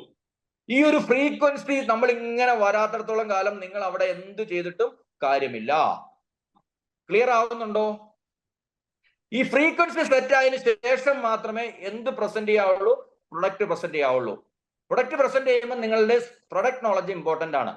അവർ ചോദിക്കുന്ന നമ്മൾ അന്നേരമാണ് പറയേണ്ടത്, ഞങ്ങളുടെ കയ്യിൽ MBBS എന്നൊരു പ്രൊഡക്റ്റ് ഉണ്ട്, അല്ലെങ്കിൽ UK, കാനഡ, ഓസ്ട്രേലിയ എന്തോ ആയിക്കോട്ടെ, നിങ്ങളുടെ കയ്യിൽ ഒരു പ്രൊഡക്റ്റ് ഉണ്ട്, അതിനകത്ത് പല ടൈപ്പ് ഉണ്ട്. അപ്പൊ നിങ്ങൾക്ക് അനുസരിച്ച് ഞങ്ങളുടെ ഒരു ഗുണം എന്താണെന്ന് വെച്ച് കഴിഞ്ഞാൽ ഞങ്ങളൊരു സൂപ്പർ മാർക്കറ്റ് ആണ്. നിങ്ങൾ എന്ത് ചോദിച്ചാലും ഞങ്ങൾ തരാൻ പറ്റും. നിങ്ങളുടെ ഫിനാൻസ് അനുസരിച്ചുള്ള തരാൻ പറ്റും, വേൾഡ് റാങ്കിങ് അനുസരിച്ച് തരാൻ പറ്റും, മലയാളി ഹോസ്റ്റൽ വേണം ഞങ്ങൾക്ക് തരാൻ പറ്റും, അല്ല ഇവിടെ നിന്ന് സ്റ്റുഡൻസ് അവിടെ പോയി പേരൻസ് അവിടെ പോയി ട്രസ്റ്റ് ചെയ്യണം, അത് ഞങ്ങൾക്ക് തരാൻ പറ്റും. എല്ലാം ഞങ്ങളുടെ ഉണ്ട്. അതുകൊണ്ടാണ് ഞങ്ങളൊരു സൂപ്പർ മാർക്കറ്റ് എന്ന് അറിയപ്പെടുന്നത്. നിങ്ങൾ ഏത് സ്ഥാപനത്തിൽ പോയാലും അവർക്ക് ടൈപ്പ് ഉള്ളത് കുറച്ചേ കാണാൻ സാധിക്കുള്ളൂ. പക്ഷേ ഇന്ന് കേരളത്തിലുള്ള പ്രമുഖരെ ഉൾപ്പെടെ നിങ്ങൾ ശ്രദ്ധിച്ചിട്ടുണ്ടോ എന്നറിയില്ല, സാന്റാമോണിക്കയുടെ ഉൾപ്പെടെയുള്ള കേരളത്തിലെ നമ്പർ 1 എന്ന് അവകാശപ്പെടുന്ന അവരുടെയും ഇന്ത്യയിലെ നമ്പർ 1 ആളുകളുടെയും വേൾഡിലെ നമ്പർ 1 ആളുകളുടെയും സോഫ്റ്റ്വെയർ നിങ്ങളുടെ കയ്യിൽ വെച്ചിട്ടുണ്ട്. ആയുധം നിങ്ങളുടെ കയ്യിലുണ്ട്. അപ്പം കേരളത്തിലെ നല്ല ഇന്ത്യയിലെ നല്ല ഏത് കോമ്പറ്റീറ്ററിന്റെ ഏത് പ്രൊഡക്റ്റും നിങ്ങളുടെ ബ്രാഞ്ചിന് നിങ്ങൾക്ക് കൊടുക്കാൻ പറ്റും എന്നുള്ള കോൺഫിഡൻസോട് കൂടി വേണം നിങ്ങൾ കസ്റ്റമറോട് സംസാരിക്കാൻ വേണ്ടിയിട്ട്. R you ready? ഹലോ, നിങ്ങളുടെ എനർജി ലെവൽ ഭയങ്കര ഹൈ ആയിരിക്കണം. നിങ്ങൾ തുടങ്ങി കസ്റ്റമർ ഇരുന്ന് നിങ്ങളുടെ ഡ്രസ് കോഡ് സൂപ്പർ ആയിരിക്കണം, നിങ്ങളുടെ സംസാരം നല്ലതായിരിക്കണം, നിങ്ങളുടെ കോൺഫിഡൻസ് അവർക്ക് കൊടുക്കുന്നത് നല്ലതായിരിക്കണം. ഞാനിപ്പോ സംസാരിക്കുന്നത് എങ്ങനെയാണ്? നിങ്ങളുടെ കോൺഫിഡൻസ് ബിൽഡ് ചെയ്യാണ്. നിങ്ങൾ ഇങ്ങനെ ആടിത്തുടങ്ങി ചിരിച്ച വെക്കാതെ ലിപ്സ്റ്റിക്കും ഇടത്തില്ല, മുടിയും ചെയ്യത്തില്ല, നല്ല ഇടത്തില്ല, നിങ്ങൾ ഒന്നും ചെയ്യത്തില്ല, നിങ്ങൾക്ക് ബിസിനസ് വരത്തില്ല. അവർ നിങ്ങളോട് സംസാരിക്കാൻ പോലും അവർക്ക്, കാരണം ഈ മനുഷ്യന്റെ ഒരു ഓറ എന്ന് പറഞ്ഞൊരു സാധനമുണ്ട്. ഈ ഓറ എന്ന് പറഞ്ഞു കഴിഞ്ഞാൽ ചില ആളുകളോട് നമുക്ക് എപ്പോഴും സംസാരിക്കാൻ തോന്നും, ചിലരുടെ അടുത്തുനിന്ന് ഓടിപ്പോയാൽ മതി തോന്നും. നിങ്ങൾ രാവിലെ കുളിക്കാതെയും പല്ല് തേക്കാതെയും ഒരു സ്പ്രേ അടിക്കാതെയും ലിപ്സ്റ്റിക് ഇട്ടാതെയും മുടി സ്റ്റൈൽ വെക്കാതെയും അല്ലെങ്കിൽ ഷേവ് ചെയ്ത് അല്ലെങ്കിൽ ഡ്രസ് ചെയ്യാതെ ഒക്കെയാണ് വന്നിരിക്കുന്നതെങ്കിൽ നിങ്ങൾ സംസാരിക്കുമ്പോഴൊക്കെ നിങ്ങളിൽ നിന്ന് പല നെഗറ്റീവ്സുകൾ അങ്ങോട്ട് വരും. പിന്നെ അതുപോലെ തന്നെ നിങ്ങൾ വീട്ടിൽ നിന്നോ അല്ലെ ബോസിനോടൊക്കെ വർത്തമാനം പറഞ്ഞ് അല്ലെങ്കിൽ വഴക്കുണ്ടാക്കിയിട്ടിരിക്കുന്ന സമയത്താണ്, അല്ലെങ്കിൽ നിങ്ങൾ ഭയങ്കര കൺഫ്യൂഷൻ ആണ്, അല്ലെങ്കിൽ നിങ്ങൾക്ക് നോളജ് ഇല്ല, സബ്ജക്ട് നോളജ് ഇല്ല, എപ്പോഴെല്ലാം ഈ കസ്റ്റമറുമായിട്ടുള്ള ഫ്രീക്വൻസി നിങ്ങളുടെ ഡൗൺ ആവും. അതുകൊണ്ടാണ് നിങ്ങൾക്ക് ബിസിനസ് വരാതെ. നിങ്ങൾക്കൊരു കോൺഫിഡൻസ് വരണമെങ്കിൽ ഇതെല്ലാം ഉണ്ടാവണം. അപ്പൊ ആദ്യം നമ്മൾ സബ്ജക്ട് നോളജ് വെരി ഇമ്പോർട്ടന്റ് ആണ്. ഒരു പ്രൊഡക്റ്റ് പ്രസന്റ് ചെയ്യുന്നതിന്റെ മുമ്പേ, ഇന്നിപ്പോ രാവിലെ ഒരു സാറ് വിളിച്ചു, ഒരു ക്ലയന്റ് അവിടെ വന്നു, ജോർജിയാണ്. അപ്പൊ സാർ ആദ്യം ചെയ്തു, ആദ്യം തന്നെ പറഞ്ഞു, എനിക്ക് എല്ലാത്തിന്റെയും ബ്രോഷർ തരണം, എനിക്ക് എല്ലാത്തിന്റെയും ടെസ്റ്റിമോണി വേണം, ഞാൻ അതിന്റെ എല്ലാത്തിന്റെയും പരസ്യം വേണം. അതിന്റെ മുമ്പേ വിളിച്ച് ഇങ്ങോട്ട് എല്ലാം ചോദിച്ചു, സംശയങ്ങൾ. അദ്ദേഹം ഒന്നിരുന്ന് അതിനെ പഠിച്ചു. അവർ ഇന്ന കാര്യങ്ങളാണ് ചോദിക്കാൻ സാധ്യതയുള്ളത്. NMCയുടെ അപ്രൂവൽസ് ഉണ്ടോ, ഇവിടെ വന്നു കഴിഞ്ഞാൽ ഇത് ആവുമോ, ഇതിന്റെ കോസ്റ്റ് എഫക്റ്റീവ് എത്ര വരും, ഇതിന്റെ ഫണ്ട് പാർട്ട് എത്രയാണ്, ഇതിന് മലയാളി ഹോസ്റ്റൽ ഉണ്ടോ, വേറെ എന്തൊക്കെ ചെലവുകളാണ് അവിടെ വരിക, എവരിതിങ്. ഇതാണ് സബ്ജക്ട് നോളജ്. പ്രൊഡക്റ്റ് പ്രസന്റ് ചെയ്യുന്നതിന് മുമ്പേ ആ പ്രൊഡക്റ്റിനെ കുറിച്ച് തറവായിട്ട് നിങ്ങൾ പഠിക്കണം. അതിന് വേണ്ടിയിട്ട് സമയം എടുക്കണം. അപ്പൊ എപ്പോഴായി സമയം ഉണ്ടാവുക? അല്ലെ നിങ്ങൾക്ക് ഒരിക്കലും നിങ്ങളുടെ എഫേർട്ടിനെ, നിങ്ങളുടെ സമയത്തെ മറ്റുള്ളവർ അപകരിച്ചുകൊണ്ട് പോകും. നിങ്ങൾ ബ്ലാ ബ്ലാ ബ്ലാ ബ്ലാ എന്നിരിക്കും. നിങ്ങൾ 1 മണിക്കൂർ 1 മണിക്കൂറും 2 മണിക്കൂറും വേണ്ടിയിട്ട് അവർക്ക് വേണ്ടിയിട്ട് സമയം ചെലവഴിക്കും. 98% നിങ്ങളുടെ കയ്യിൽ നിന്ന് അവർ ഇൻഫർമേഷൻ കളക്ട് ചെയ്തു. പക്ഷെ 2% വേറെ ആരോ അവർക്ക് വേണ്ടത് കൊടുത്തു. അവിടെ കൊണ്ടാവും പൈസ കൊടുക്കും. നിങ്ങളുടെ എഫേർട്ട് മുഴുവൻ വേസ്റ്റ് ആയി. നിങ്ങൾ ചാരിറ്റി ഓർഗനൈസേഷൻ നടത്തും. രാവിലെ തൊട്ട് വൈകിട്ട് വരെ കടം തുറന്നിരുന്നിട്ട് പിന്നെ ഓണറിന്റെ പെട്ടിയിൽ ഓരോ സ്റ്റാഫ് ഒന്നും മേടിച്ചു കൊടുത്തില്ലെങ്കിൽ ഈ മാസം നിങ്ങൾക്ക് ശമ്പളം തരാൻ, സ്റ്റാഫിനോടാ പറയുന്നത്, നിങ്ങൾക്ക് ശമ്പളം തരാൻ ഓണറിന്റെ കയ്യിൽ ഉണ്ടാവില്ല. ആ പാവം എവിടുന്നൊക്കെ 2 മാസമോ 4 മാസം അവൻ എന്ത് ചെയ്യും? അവിടുന്ന് ഇവിടുന്നൊക്കെ കാര്യങ്ങൾ സോൾവ് ചെയ്ത് അവൻ ചെയ്യും. 5ാമത്തെ മാസം നിങ്ങളെയും പറഞ്ഞു വിടും, അവനും കടപൂട്ടും. നിങ്ങൾ കാരണം ഒരു സ്ഥാപനം വളരെ പ്രതീക്ഷയോടുകൂടി വന്ന ഒരു സ്ഥാപനം പൂട്ടിച്ചെന്നുള്ള പേര് ദോഷം നിങ്ങൾ മരിക്കുന്നവരെ നിങ്ങളുടെ കയ്യിൽ ഉണ്ടായിരിക്കും. അതുകൊണ്ട് ഓരോ സ്റ്റാഫിനോടും പറയുന്നു, നിങ്ങൾ പ്രൊഡക്റ്റ് നോളജ് ഉണ്ടാക്കുക, കാര്യങ്ങൾ പഠിക്കുക, ഡെഡിക്കേറ്റഡ് ചെയ്യുക. എന്തെങ്കിലും അറിയത്തില്ലെങ്കിൽ ചോദിക്കുക. അതിനാണ് നമ്മൾ ഈ ഗ്രൂപ്പുകൾ ഇട്ടിരിക്കുന്നത്. പിന്നെ നിങ്ങൾക്ക് നമ്മളെല്ലാം പഠിച്ചിട്ടല്ലോ വരുന്നത്, തീർച്ചയായിട്ടും അതിനെ സപ്പോർട്ട് ചെയ്യാൻ വേണ്ടിയിട്ട് HOL ഒരു സിസ്റ്റം ഉണ്ട്. ഞാൻ ഇന്നലെ തൊട്ട് മെസ്സേജ് വിടുന്നു. നിങ്ങൾക്ക് ആർക്കെങ്കിലും എന്തും വേണമെങ്കിൽ കുറച്ച് ബ്രാഞ്ചുകൾ അത് ഏറ്റെടുത്തു. പിന്നെ നിങ്ങളൊരു ഇതുപോലെ ഞാൻ ചെയ്യുന്ന ഒരു വെബിനാർ ക്ലയന്റുമായിട്ട് HO സ്റ്റാഫും കൂടെ അതിനകത്ത് കയറാം, അവർക്ക് പറഞ്ഞു കൊടുക്കുക. അല്ല ഇനി കോളേജിന്റെ പ്രതിനിധികളെ കൊണ്ടുവരണോ, അതിനും കൊണ്ടുവരാം. ട്രസ്റ്റ് ഉണ്ടായാൽ മാത്രമാണ് റിസൾട്ട് വരുള്ളൂ. ഓക്കെ, അപ്പൊ നമ്മൾ പ്രൊഡക്റ്റ് പ്രസന്റ് ചെയ്തു, നന്നായിട്ട് പ്രൊഡക്റ്റ് പ്രസന്റ് ചെയ്തു. കണ്ടാ വിശ്വസിക്കുന്നവനും അനുഭവിച്ചറിയുന്ന വിശ്വസിക്കുന്നവനും കേട്ടാ വിശ്വസിക്കുന്നവനും ഉള്ള പ്രൊഡക്റ്റ് കൊടുത്തു. പ്രൊഡക്റ്റ് നമ്മളെല്ലാം പറഞ്ഞു. ഇനിയാണ് യഥാർത്ഥ സാധനം വരുന്നത്. അതിപ്പോ നമ്മുടെ മുമ്പിലുള്ള ക്ലൈന്റ് ആയിക്കോട്ടെ, നമ്മൾ അവിടെ പോയിക്കോട്ടെ, വെർച്വൽ ആയിക്കോട്ടെ, എന്തും ആയിക്കോട്ടെ. ഈ 4 പേരും ഉള്ളപ്പോഴാണ് നമ്മൾ പ്രസന്റ് ചെയ്തത്. ആരൊക്കെയാ? സ്റ്റുഡന്റ്, അതായത് അല്ലെങ്കിൽ ആരാണ് ബെനിഫിഷ്യറി, അവരെ വിടുന്ന ആളുകൾ, അച്ഛനമ്മ പ്ലസ് അവർക്ക് ഫണ്ടിങ് തരുന്ന ഒരാള്. ചില കേസിൽ അച്ഛനമ്മ തന്നെ ആയിരിക്കും ഫണ്ടർ. ക്ലിയർ ആണോ? ഹലോ, അടുത്ത ടെക്നിക്കിലേക്ക് പോവാ. അപ്പൊ നമ്മൾ എവിടം വരെ എത്തി? നമ്മുടെ പ്രൊഡക്റ്റ് അവരിലേക്ക് നമ്മൾ പ്രസന്റ് ചെയ്തു. ഇനിയാണ് ഒബ്ജക്ഷൻസ് വരുന്നത്. എന്താണ്? കസ്റ്റമർ പിന്നെ ഇത്രയും നേരവും നമ്മൾ ആദ്യം ഇന്ററാക്ഷനും കഴിഞ്ഞു, പ്രൊഡക്റ്റ് പ്രസന്റ് ചെയ്തു, പ്രൊഡക്റ്റ് വളരെ വൃത്തിയായിട്ട് നമ്മൾ പറഞ്ഞു കൊടുത്തു, ഇന്ന കാര്യങ്ങളുണ്ട്, ഇതിന്റെ ബെനിഫിറ്റ് ഇതാണ്, ഇതിന്റെ ഡീമെറിറ്റ് ഇതാണ്. സാറേ, ഇപ്പൊ ജോർജിയ പോയുള്ള ഗുണം എന്താന്ന് വെച്ച് കഴിഞ്ഞാൽ അതൊരു ഇംഗ്ലീഷ് യൂറോപ്യൻ പോലെ ഒരു കൺട്രിയാണ്. നല്ല പിന്നെ ബ്യൂട്ടിഫുൾ സെക്കൻഡ് സ്വിറ്റ്സർലാൻഡ് എന്നറിയപ്പെടുന്ന കൺട്രിയാണ്. സ്റ്റുഡൻസിനൊക്കെ ഭയങ്കര ഇഷ്ടമാണ്. യൂറോപ്പ് പോലെ എക്സ്പ്ലോഷൻ ആണ്. ഇതൊക്കെയാണ് ബെനിഫിറ്റ്. പക്ഷെ ഒരു ഡീമോറിറ്റ് ഉണ്ട് സാറേ, മറ്റുള്ള അപേക്ഷിച്ച് കുറച്ച് ഫീസ് കൂടുതലാണ്. അവർ അക്സെപ്റ്റ് ചെയ്യുമല്ലോ, കാരണം തീർച്ചയായിട്ടും ബെനിഫിറ്റ്സ് കൂടുമ്പോൾ റേറ്റും കൂടുമല്ലോ. മാരുതിക്കാണോ റേറ്റ് കൂടുതൽ, ഓടിക്കാണോ കൂടുതൽ? നമ്മൾ പ്രസന്റ് ചെയ്യുന്നതിന്റെ രീതി മനസ്സിലായോ? ഹലോ, എനിക്കിവിടെ ചാർജ് ആയി, ഞാൻ ചുമ്മാ കിടക്കുന്ന റേഡിയോ പോലെ കത്തിക്കിടന്നിട്ട് കാര്യമില്ലല്ലോ. എന്റെ വോയിസ് കേൾക്കുന്നുണ്ടോ? കേൾക്കുന്നുണ്ട്. എന്നെ കൂടെ ഇടയ്ക്കിടയ്ക്ക് ചാർജ് എന്നാലേ എനിക്ക് കൂടുതൽ ഔട്ട്പുട്ട്സ് തരാൻ പറ്റുള്ളൂ. Okay, thank you very much, thank you. അപ്പം അവിടെയാണ് ഒബ്ജക്ഷൻസ് നമുക്ക് വരുന്നത്. ഈ ഒബ്ജക്ഷൻസ് വരുമ്പോഴാണ് നമ്മൾ കൂടുതൽ ഉഷാറാവുന്നത്. നമ്മുടെ മുമ്പിൽ ഒരു തടസ്സം, നമ്മളൊരു മൂന്നാറിന് യാത്ര പോവുക, നമ്മുടെ മുമ്പിൽ ഒരു വന്ന് കല്ല് ചാടി, നമ്മൾ എന്താ ചെയ്യാ? യാത്ര പുറകോട്ട് പോവുമോ? എങ്ങനെയെങ്കിലും അതൊന്ന് മാറ്റി യാത്ര തുടരാനല്ലേ ശ്രമിക്കുള്ളൂ. ഒരു നിവൃത്തിയില്ലെങ്കിലല്ലേ നമ്മൾ പുറകോട്ട് പോരുള്ളൂ. അപ്പം നമ്മൾ കൂടുതൽ എനർജറ്റിക് ആവണം. നമ്മുടെ മുമ്പിൽ ഒബ്ജക്ഷൻസ് വരുമ്പോൾ ആരെങ്കിലും നോ പറഞ്ഞാൽ അതിനർത്ഥം നെക്സ്റ്റ് ഓപ്പർച്യൂണിറ്റി എന്നാണ്. ഞാൻ ആദ്യം തന്നെ പറഞ്ഞൊരു വേർഡ് നിങ്ങൾ ശ്രദ്ധിക്കുക. നമ്മുടെ മുമ്പിൽ പ്രോബ്ലംസ് ഇല്ല, നമ്മുടെ മുമ്പിൽ ചലഞ്ചസ് ഉള്ളൂ. ആ വേർഡ് പ്രോബ്ലം എന്നുള്ളത് തന്നെ ഒഴിവാക്കണം. ചലഞ്ചസിനെ ഫേസ് ചെയ്യുന്നതാണ് യഥാർത്ഥത്തിൽ വിജയിക്കുന്നത്. അപ്പൊ നമ്മുടെ മുമ്പിൽ അവൻ 1008 പ്രോബ്ലംസ് അവൻ പറയും, ഒബ്ജക്ഷൻസ് പറയും. അയ്യോ, എനിക്ക് ഇത്ര പൈസ, എന്തൊക്കെയായിരിക്കും അവർ പറയാനുള്ള ഒബ്ജക്ഷൻസ്? എന്തൊക്കെയാണ് നിങ്ങൾക്ക് ആർക്കും പറയാം? നിങ്ങൾ ഡെയിലി കേൾക്കുന്നതല്ലേ? എന്തൊക്കെയാണ് അവര് നിങ്ങൾക്ക് ഒരു ക്ലോസിംഗ് വരാത്തതിന്റെ നിങ്ങളോട് പറയുന്ന ഒബ്ജക്ഷൻസ്? അല്ലെ നിങ്ങൾ വിളിച്ചാൽ പിന്നെ അവൻ ഫോൺ എടുക്കത്തില്ല.